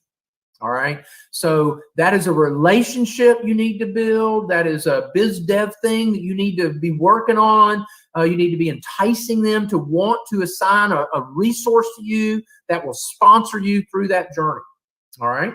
And again, I'll reiterate in red, if you're using a cloud application that contains unencrypted GUI, your application must be FedRAMP moderate equivalent, the application you're using, And I use that word equivalent because that's the law. That means they don't actually have to be listed on the FedRAMP government marketplace. But if you have a vendor telling you that they're equivalent to FedRAMP, I would really, really push hard to get all the documentation you can get from them so that you are comfortable that they really have done their work, because you're basically relying on their word that they've done so. And I would try to avoid that wherever possible. So don't be fooled. You're going to be fooled. I've had clients get fooled, right? If it sounds easy, you've been fooled. It's pure and simple in this space. This is hard. Okay, so what you're going to find is I can't tell you the dozens and dozens of clients that came to me to say, well, I'm being told by my government person or my biz dev person that I've got to go get FedRAMP moderate accreditation, but I run on Amazon AWS, and if you go to the FedRAMP marketplace at fedramp.gov, you can see Amazon AWS is accredited at FedRAMP moderate. I'm good. No, you're not. Okay, all that's saying is that you have chosen a platform, whether it's Microsoft Azure, whether it's Amazon AWS, Microsoft would be GCC High. Okay, so if you've purchased licenses to use Microsoft 365 as your email and file sharing, and you are not on GCC High, then you're not where you need to be as a client, as a cloud application meeting the standard. If you're going to be shipping CUI back and forth in email, you need to migrate your stuff over to GCC High and pay a bigger check to Microsoft, because the work that they do and to maintain these data centers where they are on U.S. soil using only U.S. citizens and are stringently scanning and investigating and researching and analyzing and documenting everything they have to do to meet that much higher level of standard is a cost that they pass on to you through their licensing. Okay, so it's not good enough to just have your application or be using a third-party application that is hosted at Amazon AWS or Microsoft Azure. It must be FedRAMP moderate, equivalent, and probably accredited before I would be comfortable with that. Okay, so recognize that that's an area where many people stumble, and you just shouldn't be. So let's take an example. Okay, so when I was trying to figure out who the audience would be here, I decided that I would go a little step below FedRAMP cloud application and just say maybe you have a software application and that you've got a phase 2 Navy SIBR that's going to have CUI flow down to your company in order for you to develop that and enhance it the way your Navy contact is excited to get your application doing that, right? So they've awarded you some money to modify, come up with a prototype. Maybe it's phase 2, so you've done your prototype, you convinced them you can do it. Now they're throwing more money at you to build that up. And the goal you're wanting to get to is at the end of this phase 2 contract, you want it to be ready to be purchased in volume under a phase 3 commercialization SIBR contract to everyone in that Navy organization. So what all do you have to do during your phase 2 so that when you spend your money wisely, so that when you're done with phase 2, you're ready to really sell in volume? Okay. Well, so first off, your company itself has requirements. You got to be DFAR 7012 compliant. Now you're going to have to be DFAR 7019, 7020, and 7021. The 3 new subparts, the 3 new clauses to DFARS 252.204. You're going to have to meet all of those at November the 30th, 2020. So new things to do, right? You got to be NIST 171 compliant. You need to have all of your NIST 171 stuff implemented. When I first did this slide, you could still get away with not having all of it implemented. But with CMMC maturity level 3 coming at you like a train, you better get them all implemented, right? It's just insane not to do that, okay? You got to be using cloud applications that are storing, processing, or transmitting unencrypted CUI that meet the FedRAMP moderate standard. Otherwise, you aren't meeting what you have to meet as a company, right? So even though you're focused on your application, you're using other applications, you got to worry about those now, right? You should be at least a CMMI maturity level 1, I would suggest, which is a software development process that says you have a certain level of quality that you're maintaining, and you follow these processes and you document these processes. Very similar to ISO 9001, but for software developers. Really, I would hope to think that you're actually at maturity level 3, which is all your projects that you develop follow the same process. If you're doing it for one, you should be able to do it for all, right? And that's a better standard to meet, and you'll get more business from the federal government if you're actually at a CMMI level of 3. You might also have to be doing code reviews. I would suggest that you absolutely start doing code reviews or looking at the problem of how you're going to do code reviews to meet the new CMMC requirement that says you're reviewing your code that you're developing for your own internal use obviously, as well as for the government to use, that you're meeting a certain compliance level with that by at least doing code reviews. So in the old days, we would have said you had to have a firewall, different development team, look at the code. They didn't do any of the development, but they need to look at the code for vulnerabilities. Things like you divide by 0, and that could get it to cause or an SQL injection. You haven't really bounded your variables correctly. Those types of things that they can do. Here's my only sales plug. Centaur does actually have a product that we developed to meet those requirements of scanning for vulnerabilities in secure SCIF environments for the Missile Defense Agency. We call that Code Valor. So if you're looking for a product that has to deal with, excuse me, classified information, can't be a cloud code scanner because you can't attach that environment to the internet, right? So you need a different type of product. We have one of those we've developed for that, and it's a great one to use even if you're not in that environment, to hit these checkbox requirements that are coming at you in CMMC level 3. But you don't have to have a product. You can use the labor force, right, and do firewall development teams. Maybe you have 2 different teams. One does one does the other. They review each other's. Look at the problem. Look at the requirement. Maybe talk to a company like Centaur if you're not sure. Develop what you're going to have in place now so that you're doing that level of work that'll meet that more easily, all right? And then finally, your biz dev folks ought to be in the streets working with that federal agency, the person that you think is best going to want your stuff, to see if they will sponsor you on your access only ATO requirements. So some people you will need to be sponsored, and to receive your on base in that environment, that specific agency, you'll have to get an ATO from them. Okay, so that's kind of an overview of how that goes. Okay.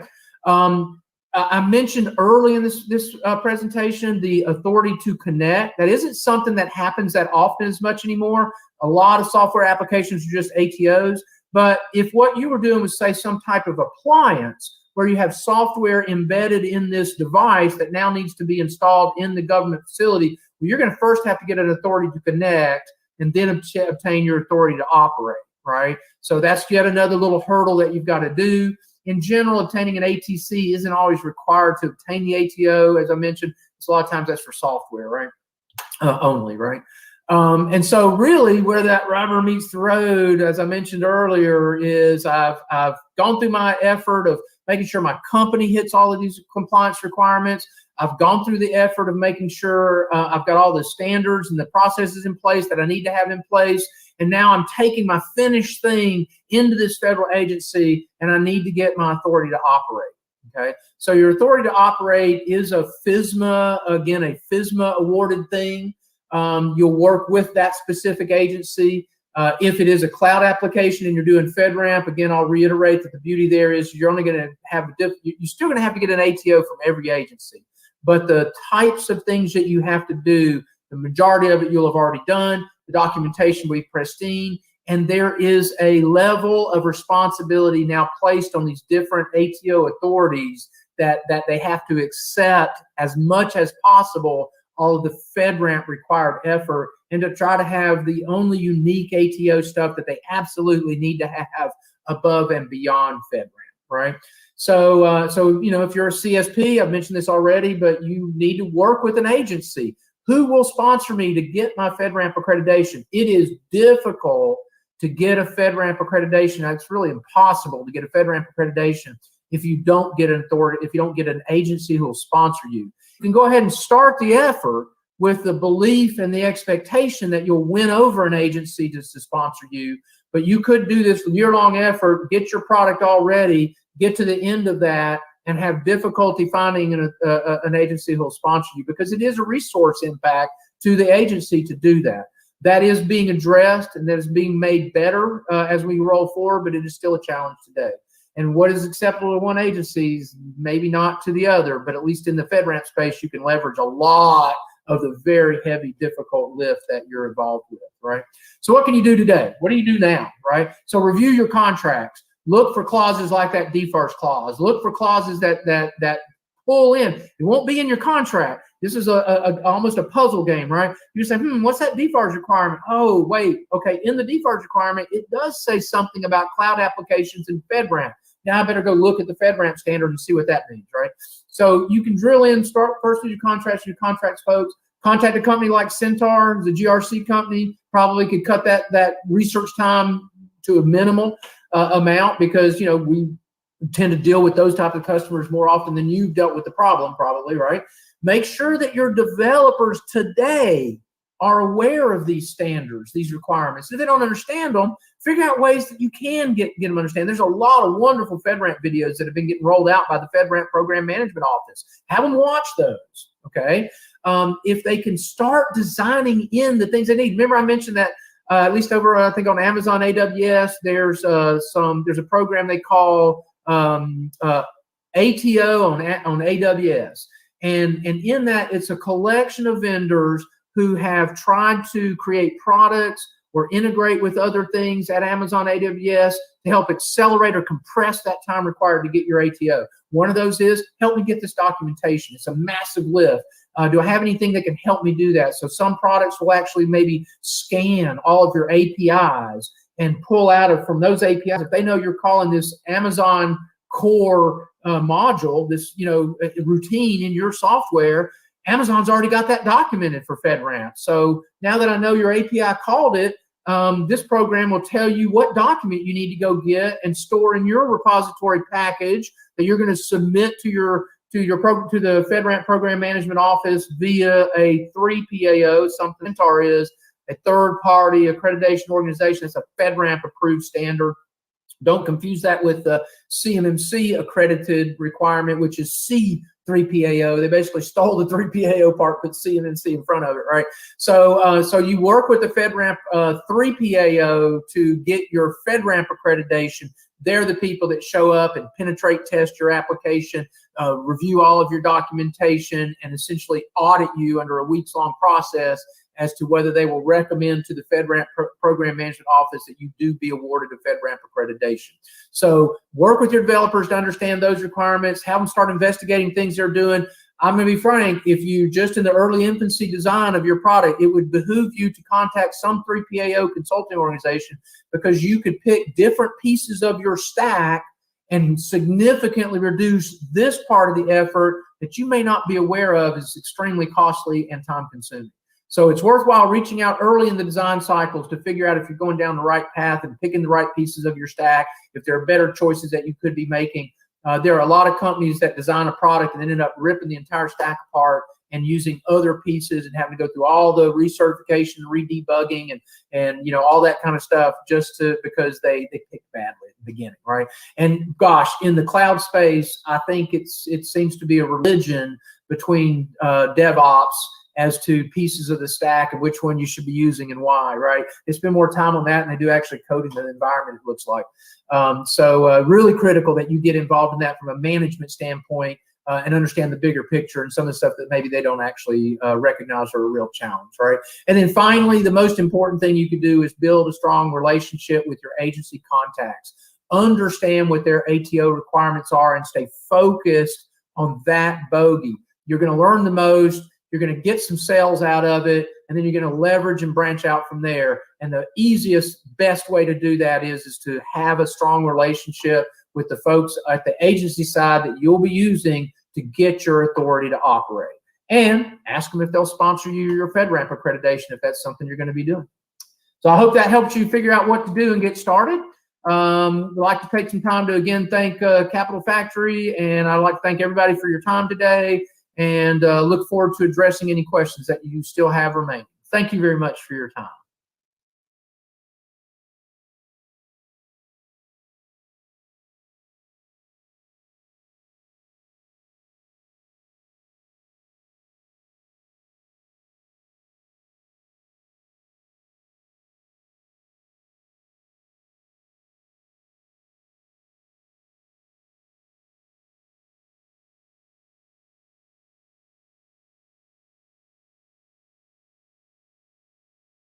Accreditation. And I think it's important to say that here today, and this time period is end of October 2020, that there still is not any designated organization that can come out and accredit your organization. There are some trained assessors now, the provisional ones. There's about 50 of them. I think they do another I think there is another class going on this week as we speak. So there should be about 70 or so of these folks available to look at doing your accreditation for maturity level 1. It will likely not be until early next year before we see any assessors that can begin that effort for maturity level 3, which we'll talk about those different levels. And they have not designated any of the companies that will be official organizations that can provide that accreditation. Those organizations will be called C3PAOs, as we'll see in other slides. So I do want to just give you a warning. There are plenty of organizations out there on the internet that will tell you differently and will sell you something that you probably aren't wanting to buy right now. You can get help, that's a good thing, but don't think you're getting a formal accreditation anytime this month or next month, and probably not through the end of 2020. So what is the CMMC? Well, it's a maturity model. What we've had in terms of driving federal contractors to better and better cybersecurity compliance in the past has been the DFARS 252.204 regulation. That's the actual thing that's on contracts. The DFARS regulation, up until recently, has only called out one standard called NIST Special Publication 800-171. We'll touch on some of those in the next few slides as well. But those fell short, as we'll see, and they deemed it was critical and important enough to come up with a new methodology of compliance. They've created a maturity model. They've separated themselves somewhat from a NIST standard. It is the thing that maybe will allow, we hopefully will allow for a faster, quicker addressing of problems as we see them occur out in the field. Such that we don't have to go through as lengthy a process to adopt and change a standard as they may have to do by adopting new practices into the CMMC model. So it's a cybersecurity compliance requirement only because the DFARS 252.204.252 rule makes it so, okay? But it isn't a requirement itself. It's really the model of how you're going to increase your cybersecurity compliance, right? There are 5 levels, as you can see here on the slide. The easiest level, CMMC level 1, is in essence made up of 17 controls. 14, I think 15 of those controls have been around for years, already in your contracts. If you've been doing federal business, you have had a clause and a FAR clause, a Federal Acquisition Regulation clause, that has directed you to have certain level of cybersecurity. There were 15 little things you had to do, you know, have good passwords and things of that nature. Pretty simple stuff, right? And that's what these 17 are at maturity level 1. That's the minimum that you'll have to have going forward. And by 2025, by October 1st, 2025, every federal DoD contractor will have to have at least a CMMC level 1 accreditation, okay? The design of this model is to help us protect a certain type of information. That information has been discussed and understood in the DFARS regulation and that NIST 800-171 model standard I talked about. It's been understood as CUI, controlled but unclassified information. Classified information, secret and top secret type stuff, that has its own level of controls, its own level of handling and what you have to do, its own rules and regulations, right? So this is everything that sits just below that, but it's really important information. And matter of fact, has been the issue with, say, the Chinese able to steal all of our F-35 fighter plane plans. They did a lot of it through pulling out pieces of the puzzle, which were CUI type pieces of data from our own contractors in order to basically produce the same plane within a matter of months of us producing it. So it may have even been weeks. It's been a few years since I really remember the dates. So it's critical. It's really important, right? What I think is the folk, I want everybody that if you have no understanding of CMMC, if you have a small understanding of CMMC, these next few slides are going to at least give you the things to kind of hone in on and understand where you need to focus, right? So it is designed to increase the protection of this stuff. This CUI, if you would. The Department of Defense actually had a different name for CUI that they've been referring to in their contracts. They called the same exact stuff controlled defense information, as you can see there on the second to the last bullet, Okay, they did that because the Department of Defense got ahead of the rest of the federal government in terms of the importance and urgency of protecting this type of data. And since they recognized that way back in 2010, when this was first looked at and addressed, how do we protect our information better? Part of the challenge was that throughout the federal government, we had a ton of different acronyms that had different, slightly different handling requirements, which, to be frank, the analysis of some of our problems was that was just too confusing. It wasn't standardized enough. And so they decided that we did need to have an all-encompassing classification of that data, which is now called CUI. And they have got a CUI registry online where you can look up different flavors and different types of CUI. I mentioned just a couple of them here, ITAR, and for official use only, you may have seen these types of markings.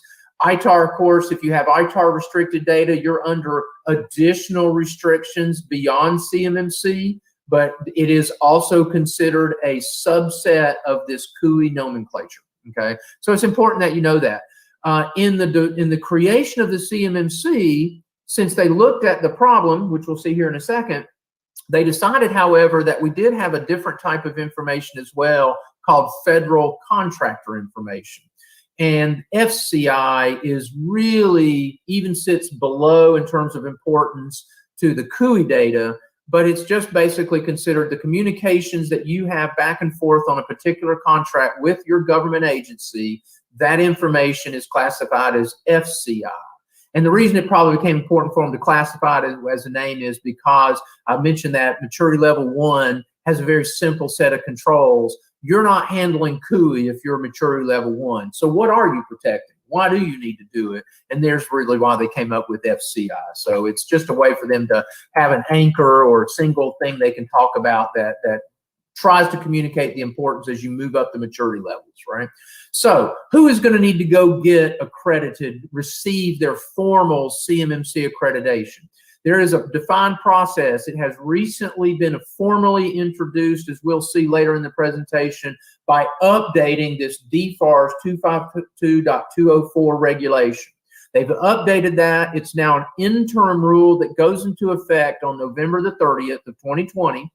And based on that interim rule, they've now introduced legally and formally what the CMMC is, what the schedule is, what you have to do, how you go about appealing a decision if you're not happy with it, who's responsible for doing what piece of this CMMC accreditation. All that is now defined, as we'll see a little bit later. Who has to get accredited has not changed. The CMMC has been discussed now for over a year. All the public information available in webinars like this pretty much is borne out to be what they've delivered in the updated interim rule.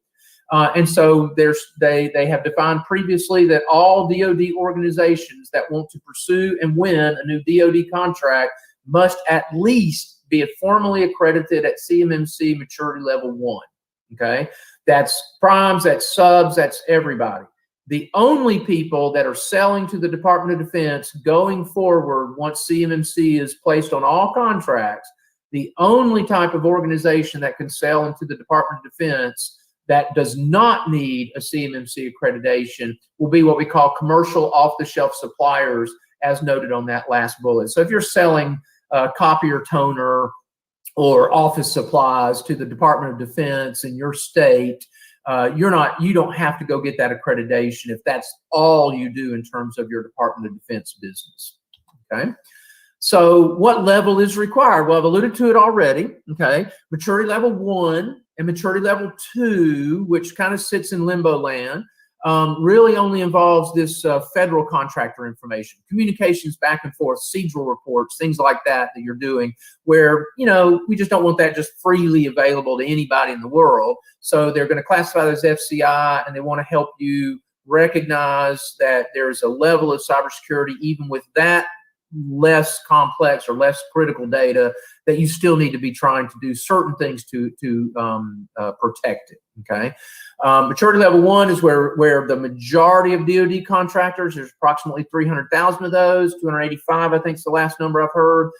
85% of those 300,000-ish contractors will be at maturity level 1. So this really won't be much of an impact at all to the vast majority of contractors. However, those contractors that have been handling CUI data, and especially the ones that have recognized over the past few years that they should have been implementing higher and higher cybersecurity practices in their organization by adopting and implementing all of the NIST 800-171 controls that I've referenced already, to follow their DFARS regulation on their contracts.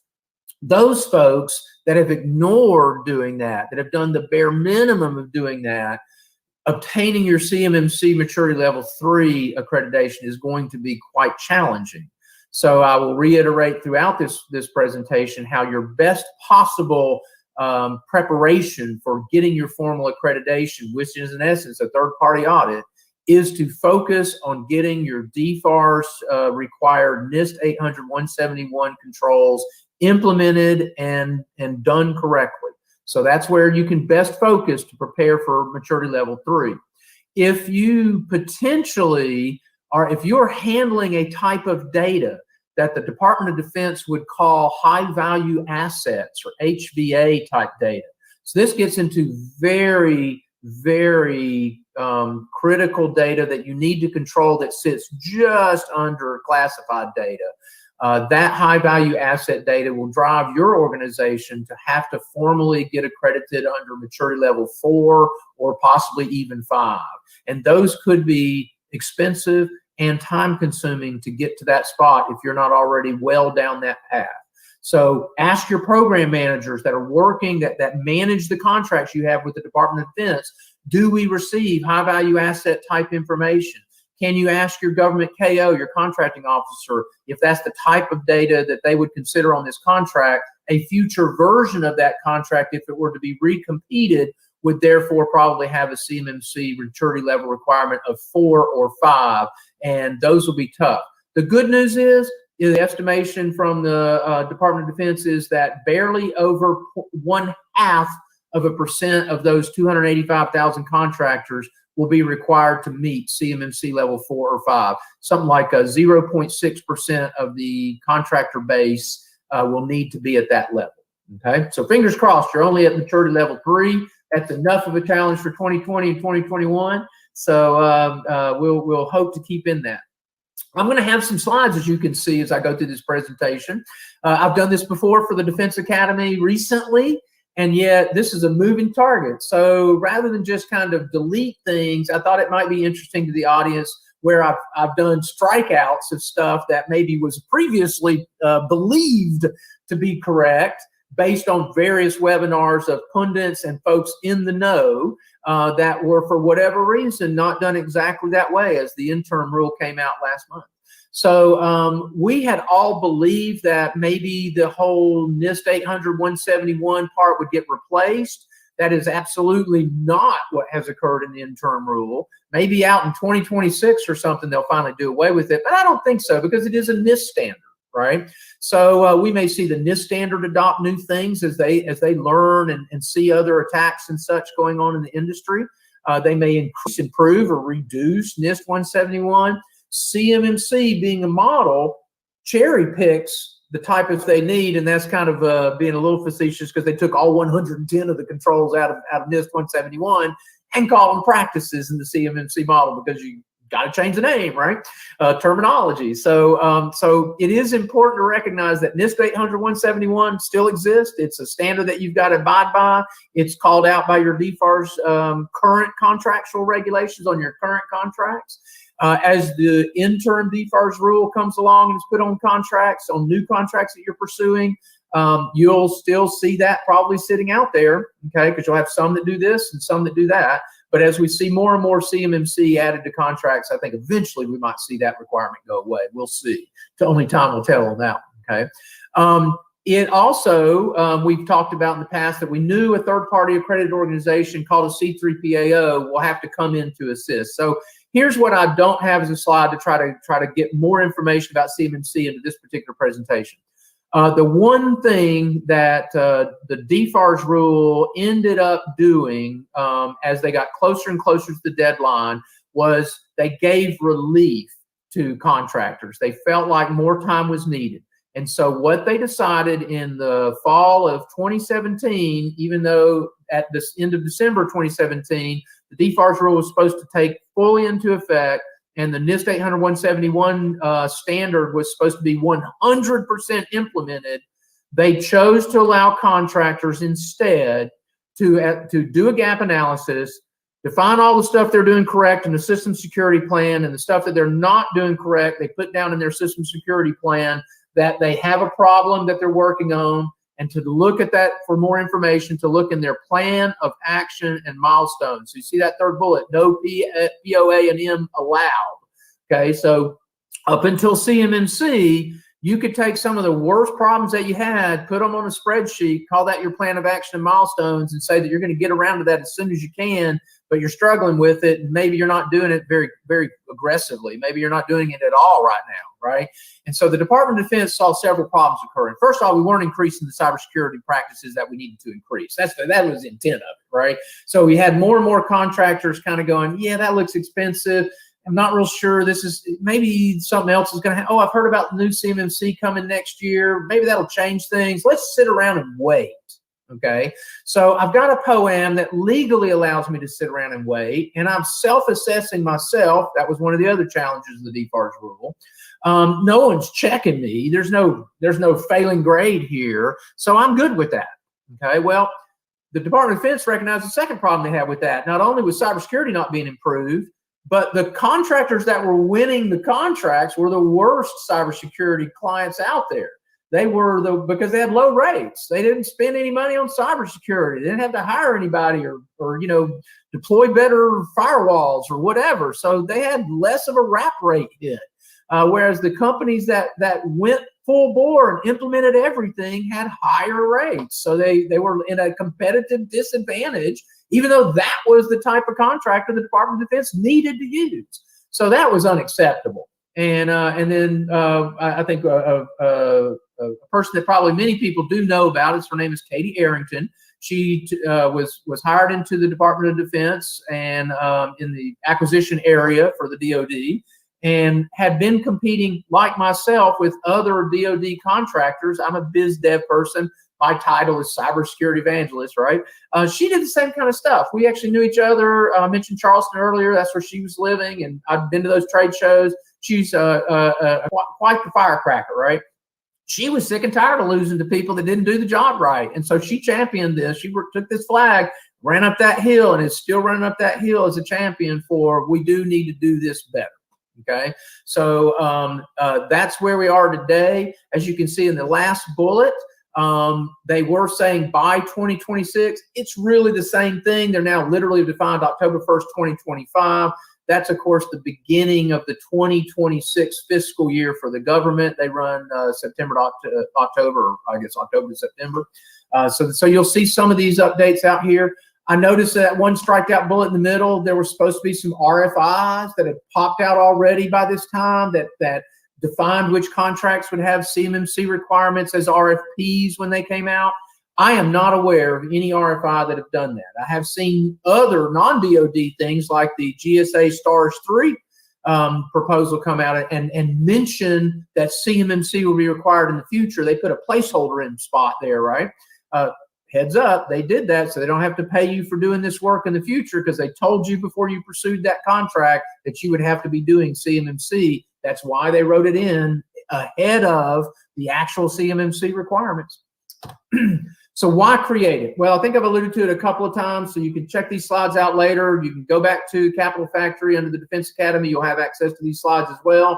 But indeed, the DoD said, look, we made those changes. We felt we had to make those changes in the fall of 2017. By 2018, 2019, they recognized that that was unacceptable. What had occurred based on that was disappointing to them. So they decided they needed to fix it. Well, while they were fixing it, folks like myself were brought into that decision early on at the Pentagon about what are the real problems. Since my company has helped 100 companies meet their compliance, we are this third-party type assessor organization. I am the evangelist for our GRC, Governance Regulation Compliance group. One of the things that they caught on to was it was a single peg shoved in a weird hole, right?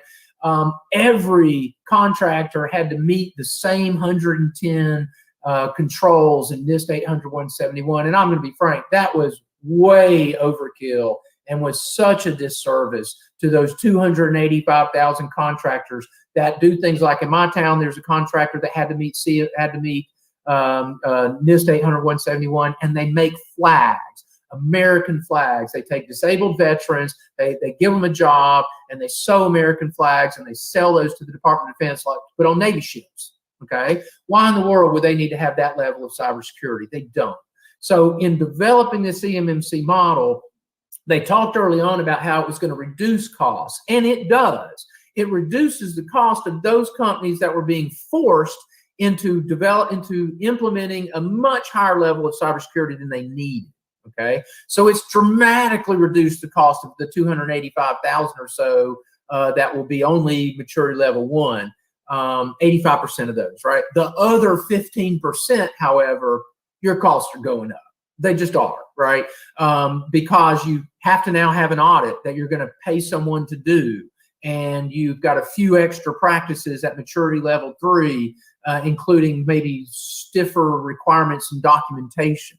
Okay, so there's no maybe to that. There's a lot more documentation requirements at maturity level 3 than there were under NIST 800-171. We'll talk about that, right? So, but the beauty is, as we go forward, and at least by 2025, October 1st, all companies going after business, pursuing business against each other for DoD contracts, we'll have a much more level playing field from a price structure throughout, because everyone will be held to the appropriate and same standard. You'll be audited by an accredited organization. You'll receive your accreditation. You will be concerned, you should be concerned about building your teams as you go after new contracts with the right group of folks with those formal accreditations. And all of the CMMC model and structure and organization have been set up around that intent. Okay. So, is getting a CMMC level 3 cheaper to implement? Absolutely not. Okay, I'm just going to rip that Band-Aid right off. It is an audit. Okay, we don't call them that. There's various reasons why we don't call them accreditations and things of that nature. But as lay people, you might as well just think of this as an audit. Okay, people can come in, access your systems, make you prove that what you say you're doing. All right. And they're going to review your documentation, and they're going to question areas that you're weak in, and they're going to make you hit the same bar that they make everyone hit. And there are more controls. So if there's more organizations involved, more people and time involved, and more controls involved, you know it's going to cost you more money. Okay. Hopefully, however, you've been one of the good companies that have been working on those 110 requirements all along under NIST 800-171, and the lift to get to CMMC maturity level 3 will not be as dramatic. Okay. Second bullet, though, got to tell you, this one hurts. If you're using an IT outsource, if you're using an MSP, you need to be bringing to them your requirements that you're under going forward. You need to make sure they are signed up to also implementing and getting a formal CMMC accreditation at the same level you're at. Think about it.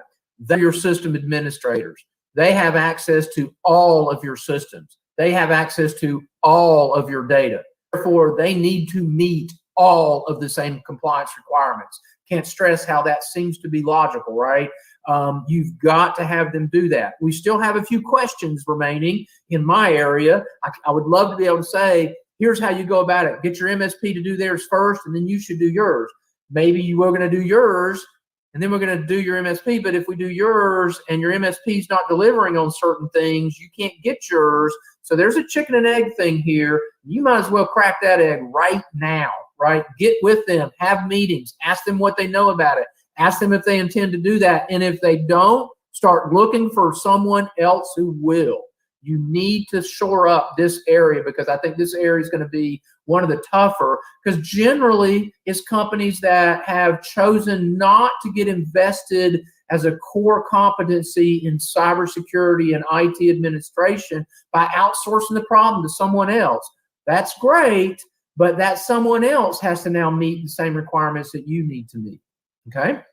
So how's this going to pan out? This is an old slide. I didn't want to update it because, to be frank, beyond the end of this year, we don't have much detailed granular visibility still. And so this is actually a slide. And again, like striking out things that have changed, I tend to like to push and show things that are different from what we originally had. And I think you'll see that now. I've been telling in presentations for the past 6 months, I think we're about 2 months delayed, and we're now kind of seeing that in fruition, right? So we were supposed to train the first batch of potentially 50 assessors, CMMC assessors, in the July timeframe. They did their first 25-person class end of September. They did their next 25, end of August. The next 25 end of September. They're doing their last 25 this week. So they've slipped in that. We don't have any C3PAOs assigned yet. We don't have any of those RFIs that were supposed to come out in that July timeframe. We are beginning, there are some of the RFPs or contracts that are being discussed and looked at by these assessors under training. They're actually doing pilot projects of existing contracts under the CMMC assessment model to get their training. So all of this has slipped out. What I can definitively say is that most companies are probably not facing a CMMC maturity level 3 accreditation until at best this time next year. Okay, there'll be a few, maybe 1,000 total contractors will have to get some CMMC accreditation. Some of those will be maturity level 1. It should be fairly straightforward and easy. Okay. And even today, I don't think there's a company that's officially accredited at maturity level 1. Now that we have some assessors, Katie Arrington has stated at a previous webinar, I think last month, that the Department of Defense will accept the accreditation from one of those assessors at maturity level 1. So you can go ahead and start that process today if you want to get out ahead of it. But I don't think it's critical to worry about it too much this year, other than staying focused on getting your controls and practices implemented. So how's it going to roll out? Well, there is an organization been created for months called the CMMC Accreditation Board. They are a nonprofit. They are not part of the Department of Defense. They are basically the group that was given the charter to populate itself from industry people and to build up the rules and regulations and processes on how they will manage this accreditation model. Okay, so the board has been created. They've had working groups. They've created their training curriculum. They've trained several of them. They're modifying, evaluating, modifying, and enhancing that training. And as they get through this last batch this week, they will take away from that the final pieces of the provisional period we're under now, where they are openly looking at research, recognizing that things will need to be adjusted and tweaked slightly. And once they've done that, they will then license this job of training thousands of assessors and accrediting companies. They'll take that and they'll actually push that out to professional training organizations who will do the formal accreditations like they do for CISSPs today. Okay, that'll be occurring early next year. I'm not sure we'll see much in January, but hopefully we'll see some of that happening in January. We should start to see a volume of accreditors start to receive their accreditations at maturity level 1. Then they'll have to go back to class and take a test for maturity level 3. Then they'll have to go back and take classes for 4 and 5 once those are available. The only thing they're doing today is 1 through 3. So hopefully we'll start to see more and more assessors be able to be popping out. So there'll be more companies that can offer that service of doing your accreditation. The more companies that are out there doing it, the more assessors that are out there doing it, the lower those costs will come down. That's what we saw with DFARS and NIST accreditations, where people turned to third-party organizations. Those started out as high as 35 to 50 grand to help you do that work. Today, you could probably get a good chunk of that stuff done under 10. All right, definitely under 20. So we've seen as competition arises in the great capitalist world we live in, price comes down, everyone benefits. We'll see more and more of that as with the CMMC as well. So they have their provisional accreditations. We're going to have some provisional organizations called C3PAOs for some time period. Once they have rolled out the formality of that, then those will become official. Centaur is a company that's going to become a C3PAO as soon as we're able to. We've turned in all of our paperwork and meet the requirements and sent the checks kind of stuff. And so they're doing this through random selections at times, right now. And so you notice they originally said they were going to train 60 provisional assessors. They've actually now saying 72. And I think that this is important. The initial contracts that will be coming out late this year and early next year that will have this requirement are in nuclear modernization, missile defense, and in some SBIRs and STTRs, which are small business and innovative research contracts, and the ones that you do with universities are the STTRs. I suspect that it won't be all SBIRs. It'll be the ones that are kind of like these, research for nuclear modernization, research on missile defense. Maybe it'll be research on biometrics and bioweaponry and other things that maybe we've learned at how dangerous a pandemic can be. There's a lot of conspiracy theories that China did this on purpose, right? So I would imagine SBIRs and STTRs might address that, right? We should hope so, I think. Wouldn't hurt. I say, what do we got to lose, right? So who's going to do what, right? I've mentioned the CMMC-AB. They will license the professional training organizations. The professional training organizations will conduct classes and will have tests so that they are formally creating certified assessors or CAs, and the junior part of that team, certified professionals. So eventually Centaur hopes to have several certified assessors and multiples of certified professors, where if I have a small to medium-sized business organization, we'd have a single CA or a CA with some CPs that do that accreditation. Large organizations that we address, we have some primes who are our contracts as well. They would probably be not only multiple CA and PA teams going in different divisions, but they might even have different C3PAOs. There could be a Centaur and 3 others like me that are all doing the same accreditation, working together in this co-opetition world we find ourselves in more and more, right? To help a major prime like a Lockheed or a BAE or Northrop Grumman get their accreditation level. You can imagine the effort that's going to take in as many different labs and different organizations, different divisions that they have. There's going to be teams of these people, right? So the professional organizations will create those individuals. The CMMC-AB will decide who meets the requirements of a company to be a C3PAO. I can't have foreign ownership. I have to meet an ISO 17021 cyber security auditing methodology model, a quality model, if you would. Centaur today meets that. But it's those kind of things that the CMMC-AB will still manage. They will review our organization, but they won't be the ones that accredited us. We also have to be audited, and the people that will audit us will be the DCMA, who today is conducting NIST 800-171 audits. So it won't be much of a stretch for them to start doing at minimums ML3 level accreditations for companies like Centaur. And it makes sense for this, right? You can see this, right? So I'm going to go out as an organization, C3PAO, and accredit a bunch of contractors. What if a new C3PAO a new company wanted to become a C3PAO? It wouldn't make a lot of sense to have me be responsible for accrediting them, because I wouldn't accredit any of them, right? I mean, I'm joking, but you could see that's a conflict of interest. They would be a competitor once they got their accreditation. I'm sure going to really put screws on them, right? And put my best people on that one, right?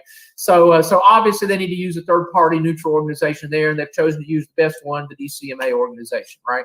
I have had a dozen clients, our clients, go through prior to today NIST 800-171 medium and high confidence level assessments. And those teams that they send to do that are very good at their job.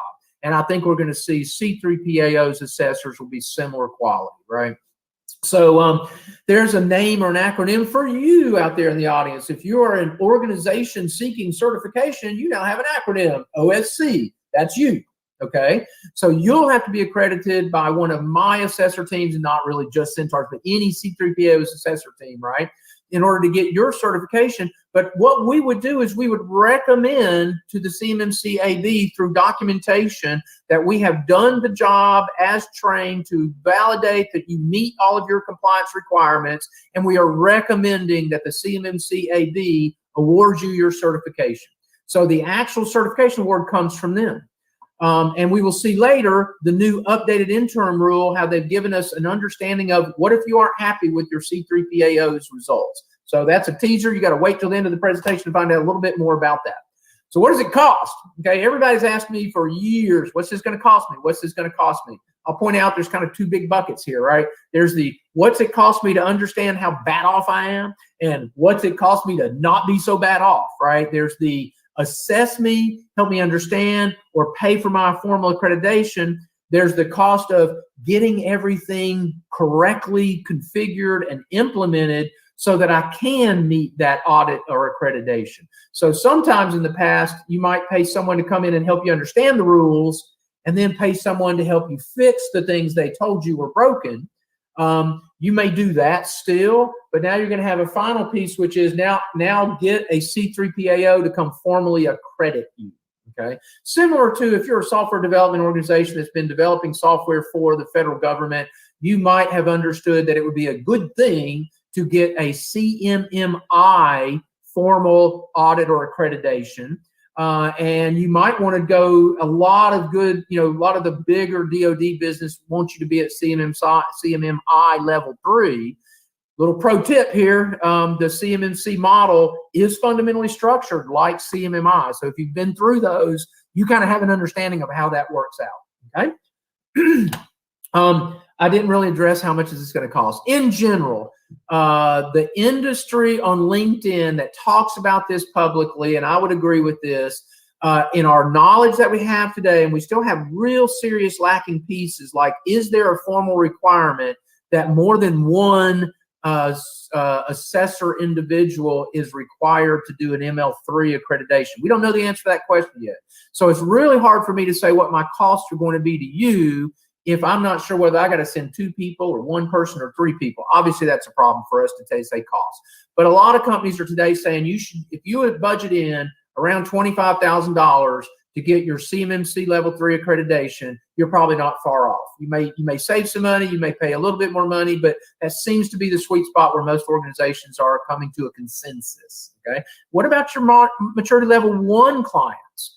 Well, Katie Arrington started off this process a year ago saying, we got to make it so that the vast majority of DoD contractors are not spending more than $1,000 a year. Okay. Well, heads up, you have to get reaccredited every 3 years at maturity level 1 and 3. So if I meet Katie's intended goal and I charge you $2,500 for a maturity level 1 accreditation, that's spread out over 3 years and you're below that $1,000 a year. Now, I'm not saying that's what it's going to cost you. It should be cheaper than that. I really do think it should be a lot cheaper than that. And it ought to be. It's only 17 controls. It can't take that long to prepare the reports. It can't take that long to do the assessment. We do those a lot, and they should be well below that $1,000 requirement to do that. Okay. It's the maturity level 3 ones that are going to pay a little bit more money. I think everybody kind of gets that, right? All right. I have a lot of costs that you'll see on that previous slide. I have costs to participate as an organization. I have multiple levels of costs for all of the individuals that I get trained to do the work. All of that's going to get rolled off and passed out to all the clients, right? So you can recognize there are a lot of constraints there. So what does it cost your organization to comply or be compliant? That's harder to say, okay? I would say that based on experience of the NIST 800-171, small to medium-sized business could spend as low as $15K and might spend as much as $75K, depending on where they started from. So we've dealt with a lot of virtual organizations in this past year or so that have no brick or mortar. They have no, they don't even have laptops for their individual employees. They literally have their employees use their own personal laptops. Okay. Well, they'll find that as they try to adopt the better practices as required all the way up to the 110 at maturity at NIST 800-171, and as they shift to maturity level 3 and CMMC, that's just going to probably fall short. Still kind of doable maybe, but you're going to have employees resist what they'll have to do on their own personal laptops to make that doable.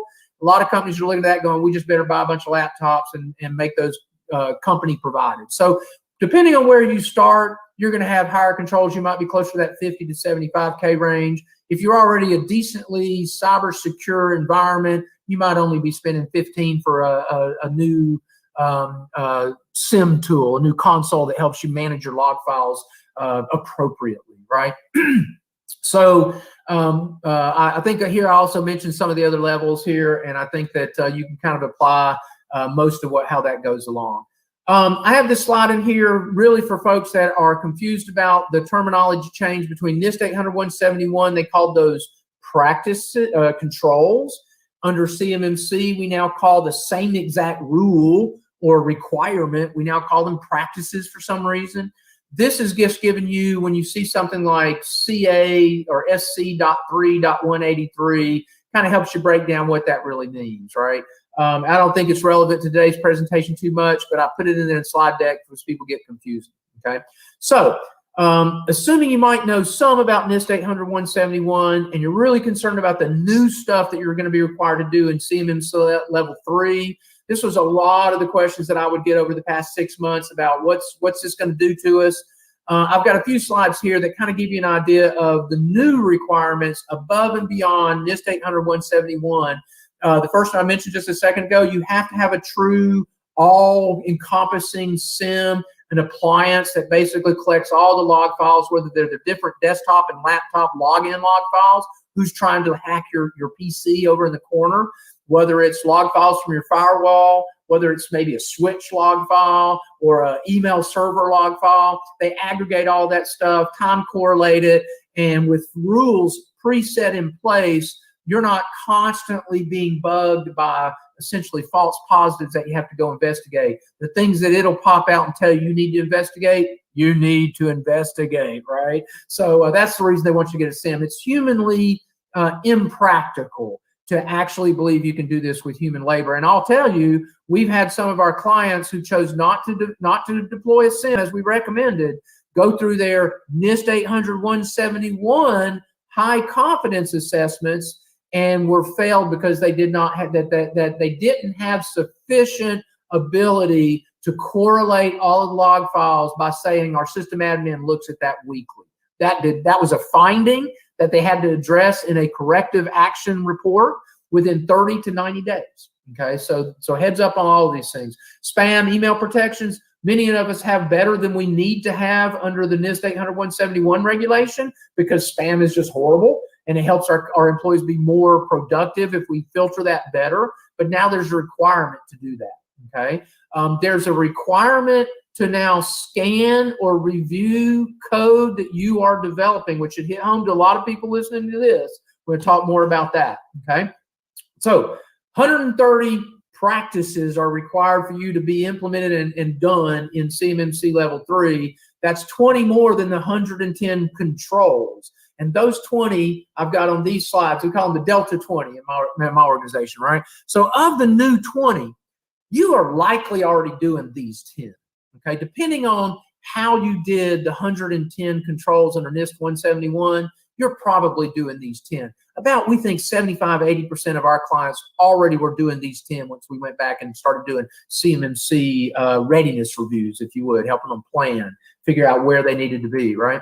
These 5 practices, maybe 50% of how our clients implemented them meant they were already doing these as well, okay? So the real 5 you really want to probably take a hard look at are these 5, okay? Email forgery protections. Are you reviewing your software, your code, right? There's another, utilize sandboxing, okay, for malicious email. Excuse me one second. We do that at Centaur.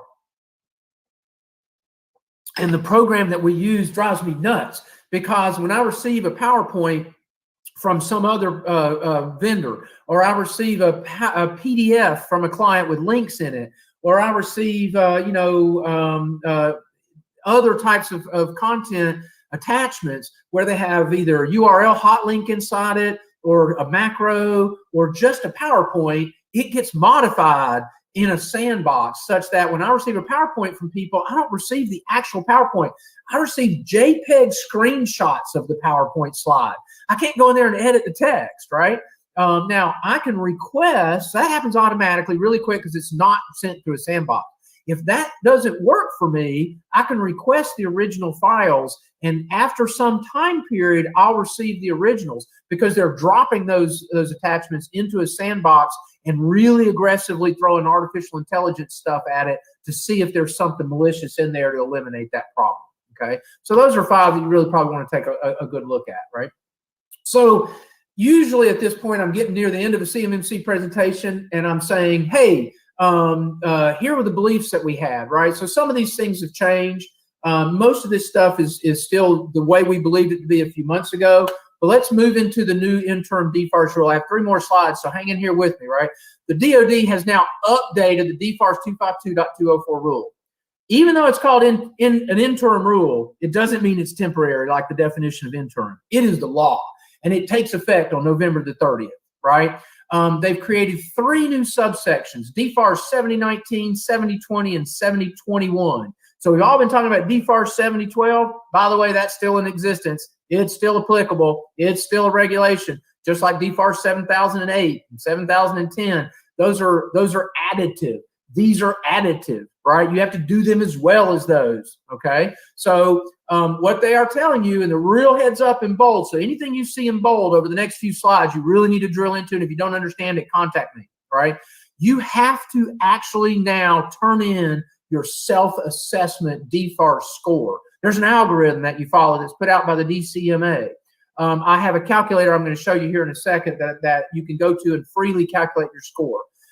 You've got to turn that in, okay? And you need to have that in place by November 30th. Even though the interim rule doesn't take effect until November 30th, come December 1st, if there's a contract that's being awarded December 1st, you have to have your score registered with the DoD in this particular system. We'll see in just a second, right? So real important, get on that right away. If you need help coming up with that scoring, contact someone like Centaur. We'll help you get that done, right? But in general, this new interim rule created a 2-pronged process. They're going to strengthen the NIST 800-171 compliance, and they've introduced the formality, the legal formal requirement of CMMC, so they can now start to flow into contracts. Let's drill into these newest kids on the block, right? 7019 basically says you now have to score your DFARS implementation and you have to register it. Okay, so that's that new heads up I mentioned a second ago. We're going to see that in a second in detail. 7020 defines and changes this NIST 800-171 DFARS old 7012 stuff. There's now a basic, medium, and high assessment classification. Basic is what we've had all along. Self-assess yourself. Now you have to have a score. Now you have to have it registered. But it's a basic self-assessment, okay? But the agency that has awarded you this contract that you are now just now getting may deem the type of CUI data that they'll be flowing to you and your subcontractors as more important than that. So they may say, you know what? That self-assessment is not good enough for us. This is too critical CUI data. We're going to want to look at your system security plan. We're going to want to evaluate your plans and policies. We're going to want to talk with your personnel as to how they're doing certain things that we don't think we can tell from this system security plan. There is no POAM anymore, so everything's got to be implemented, right? So it is essentially a non-audited audit. In other words, they're going to talk to you and ask you, what are you doing here? How are you doing that? But they're not going to make you prove it by allowing them to log in or see over your shoulder that you actually have an Active Directory setting that enforces that. The high assessment, high confidence assessment, however, is an audit. I mentioned we've had customers go through these for NIST 800-171. I had about 8 of them do the mediums. They sent 1 person for the mediums, okay? They spent days pouring through the system security plan. We were actually surprised at the level of granularity they drilled into on those system security plans. But when they did high confidence assessments, they sent 9 people. You can believe if they send 9 people to audit you, they're going to find something, right? So they're going to find stuff like, yeah, sure, you did this, but you know, you were supposed to do this every month and you only showed me you did it last month. So we're going to say that's inappropriate. We want to see that there's a pattern of you doing this thing because we say periodically. It needs to be done periodically, right? Oh, so you say that you conducted this employee training and that's great, but you didn't produce any documentation that showed every employee had signed a sheet where they attended that internal training class in the conference room, or that they sent back an email saying, yes, they watched it, and that you had a hidden Easter egg that you asked them to say they saw, and that they validated that they saw that Easter egg in the email. There's various ways you can create this documentation, and you need to do it, right? 7021 is the new subpart that introduces CMMC. It specifies the policy and the procedures for how you'll get that accreditation. In bold, they mention or exercising an option. So this 7021 is how they're going to get it onto your contract. And as they've been saying for the past year, I think this phrase means it's worse than we thought. We've been telling people for months that it only goes on brand new contracts, not on optional years. I have not had a webinar yet from respected sources where I've heard the exercising an option explained, but it seems pretty obvious to me in English that if they're exercising an optional year, they could now flow the CMMC contract onto it in the future. Maybe they only mean optional years past 2025. We need clarity there, right? There's still stuff that we need clarity on, but they've at least gone forward and driven stakes into the ground. Okay, so a little bit more information about 7019. I just want to mention that in bold, you're going to be registering your score. If you want to calculate your score, here's a URL that you can go to where there's a free calculator. There's also a link on that calculator page that explains to you how to go about creating the account that you need to create in order to log your score with the DoD. There is information even in the interim rule that says you can email your score. We have had clients be told once they've tried that no, they really want you to go in and register your score through using the SPRS system, which requires you to get an account on the PIEE system. So there's steps involved. Those screenshots and how you go about doing that are actually all available on that free calculator page as well. Heads up, in bold. I believe strongly, based on, I don't have access to SPRS myself, but based on the stuff I have read about from people that have, that contractors, your people upstream from you, if you're a subcontractor, that contractors and primes will now be able to look at your officially recorded score. And that score needs to be updated every 3 years. If you let it go stale after 3 years, you cannot be awarded a contract. I suggest you want to update it anytime your score improves, right? And so that's something I would definitely take a look at aggressively today. That is something you really need to get focused on. 7020, I've described pretty much the rest of this. I'm going to leave this for you to read later.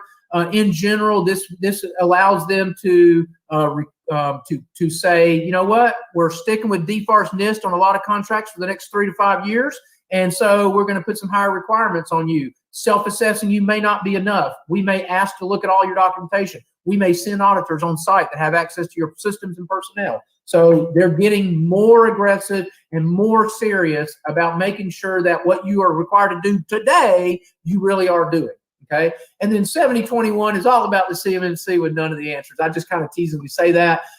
It definitely provides the structure and addresses all of the things that we've been hearing with slight variations, very slight. Unfortunately, there are some questions we still don't have answered. We hope to have more and more of that answered as the C3PAO and certified assessors are rolled out through the end of this year. Stay tuned to this space.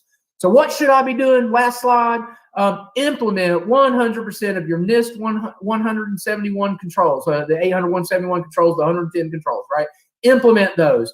Start looking at your documentation problem. Today, under NIST 171, you need to have certain plans and policies.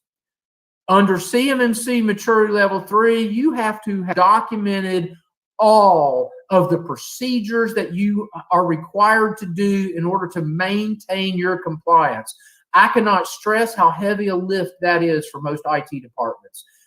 We have an organization that just does documentation for clients, and in terms of my internal cost, it was about $40,000 to document Centaur's procedures for our on-premise and in-cloud procedures in order to maintain our compliance. That's a heavy lift, and it's a heavier lift for most organizations, right? You may find like we do, we offer now doc sets that we help you customize for a much smaller fee than that. You may want to consider that. It's always good to edit from an example. I'm a marketing person. I write all the time. I always rather prefer to edit something someone else has written than start from a blank page. Who wouldn't, right? And at least if you have a set of documents, you know that you have to have that same basic set of documents, so you're not going to have a hole when you go to get your accreditation that you wish you could have avoided earlier. And then I have a few heads ups down there. The paper trail of proving that you've been doing what you've been saying you're doing on your process-oriented things, your procedure-oriented things. Hey, we had to fire a system admin. Did we follow the procedure? We had to hire a new system admin. Did we get the background check? Who did we do the background check with? Was it both a financial and a criminal background check? These are the types of things you're going to need to produce under a CMMC Maturity Level 3 accreditation. And I look forward to helping folks answer some of the questions that you may have had come up from this presentation, or possibly that I didn't answer in this presentation at all. And so we'll take a time period here. Let me catch my breath, and we'll plunge into maybe answering some questions, hopefully. Thank you.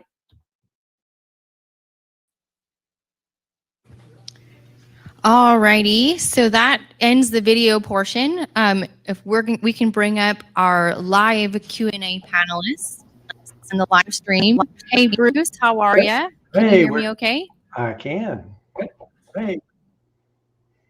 All right, so we have some folks still live streaming with us. Erica, are there any questions in the chat?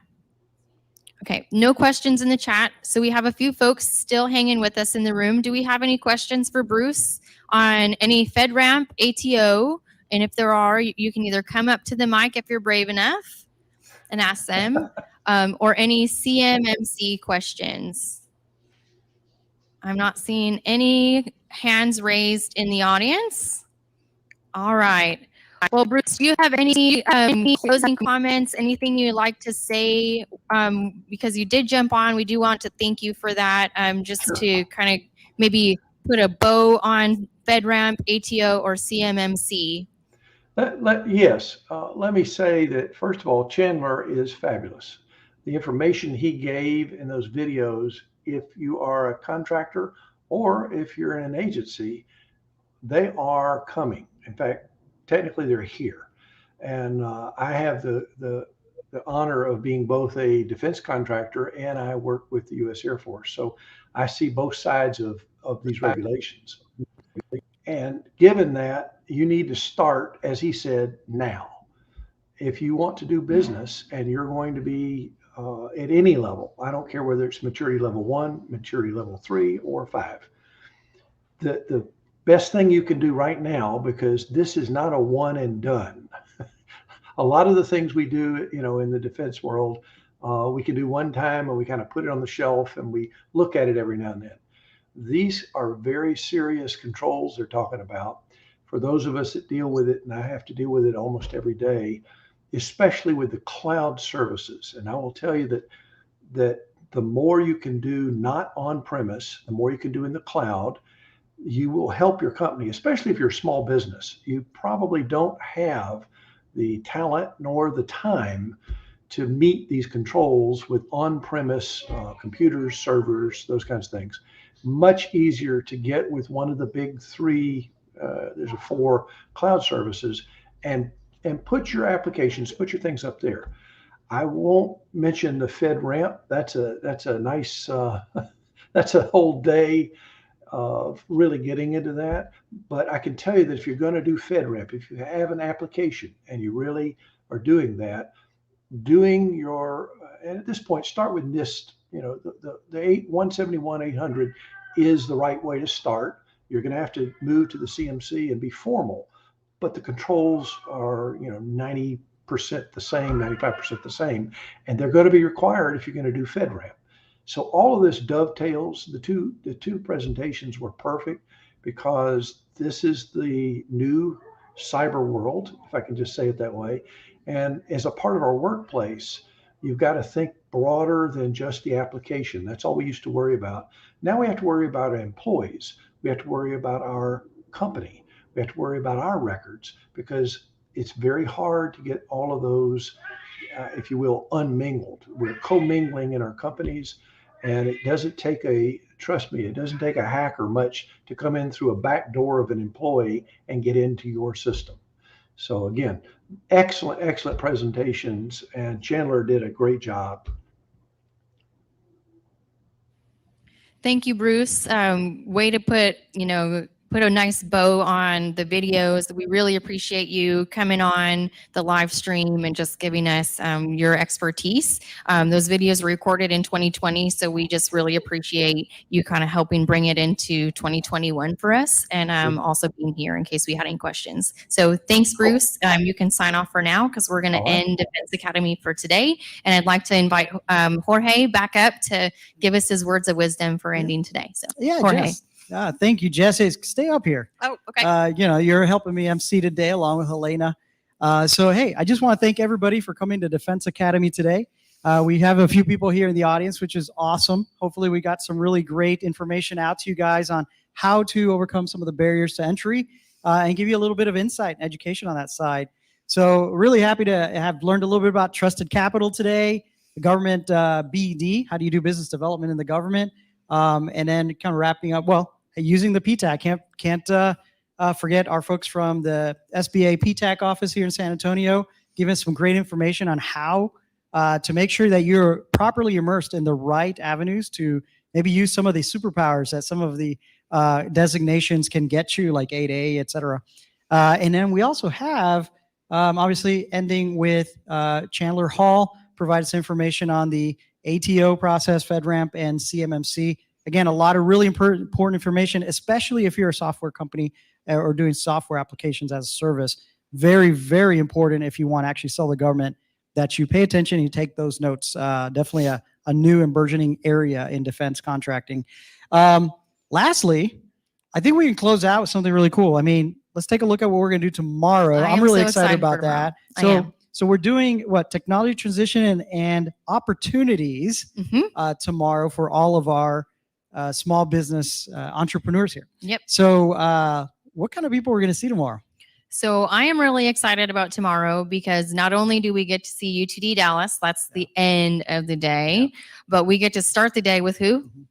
We're actually going to start with Turbo Cyber, which is really, really exciting. It's a whole new way. So I'm not going to tease it. We're just going to talk about what Turbo Cyber is. You got to tune back in tomorrow to kind of really see what that's all about. If you want to definitely accelerate your ability to go to proposal and maybe take a little mystery out of there and do it in a great automated way, think about TurboTax. Well, this is kind of a way you can do cyber the TurboTax way. So yeah, please tune in tomorrow. We also have a couple others. We've got AFWorks overview. We have AFRL and Rome Labs that are going to be presenting tomorrow. So really interesting there. And then we're going to look at Army Applications Lab and then finishing off, like what you said, UTD. Now, that's going to be really cool because that's a tech transition opportunity. So for you that are here in the audience and online, please tune back in because the Tech Transition Office is going to actually be providing 3 opportunities to license some of the tech that they've developed that could help accelerate your particular small business. So stay tuned for that. That's going to be really exciting. The audience will be able to participate, vote, and even connect in a future time with the UTD Technology Transition Office. And that's University of Texas in Dallas for those who aren't from the local area. So I'm excited. I cannot wait to see everyone back first thing in the morning. If you're local to us, come and have some coffee with us. And if you are online, do not forget to just get your computers back on, dial back in. We are really excited for the 3rd day of programming. So, all right. Defense Academy. 9:30 live for coffee, 10 o'clock tomorrow on the internet. See you guys there. Thank you.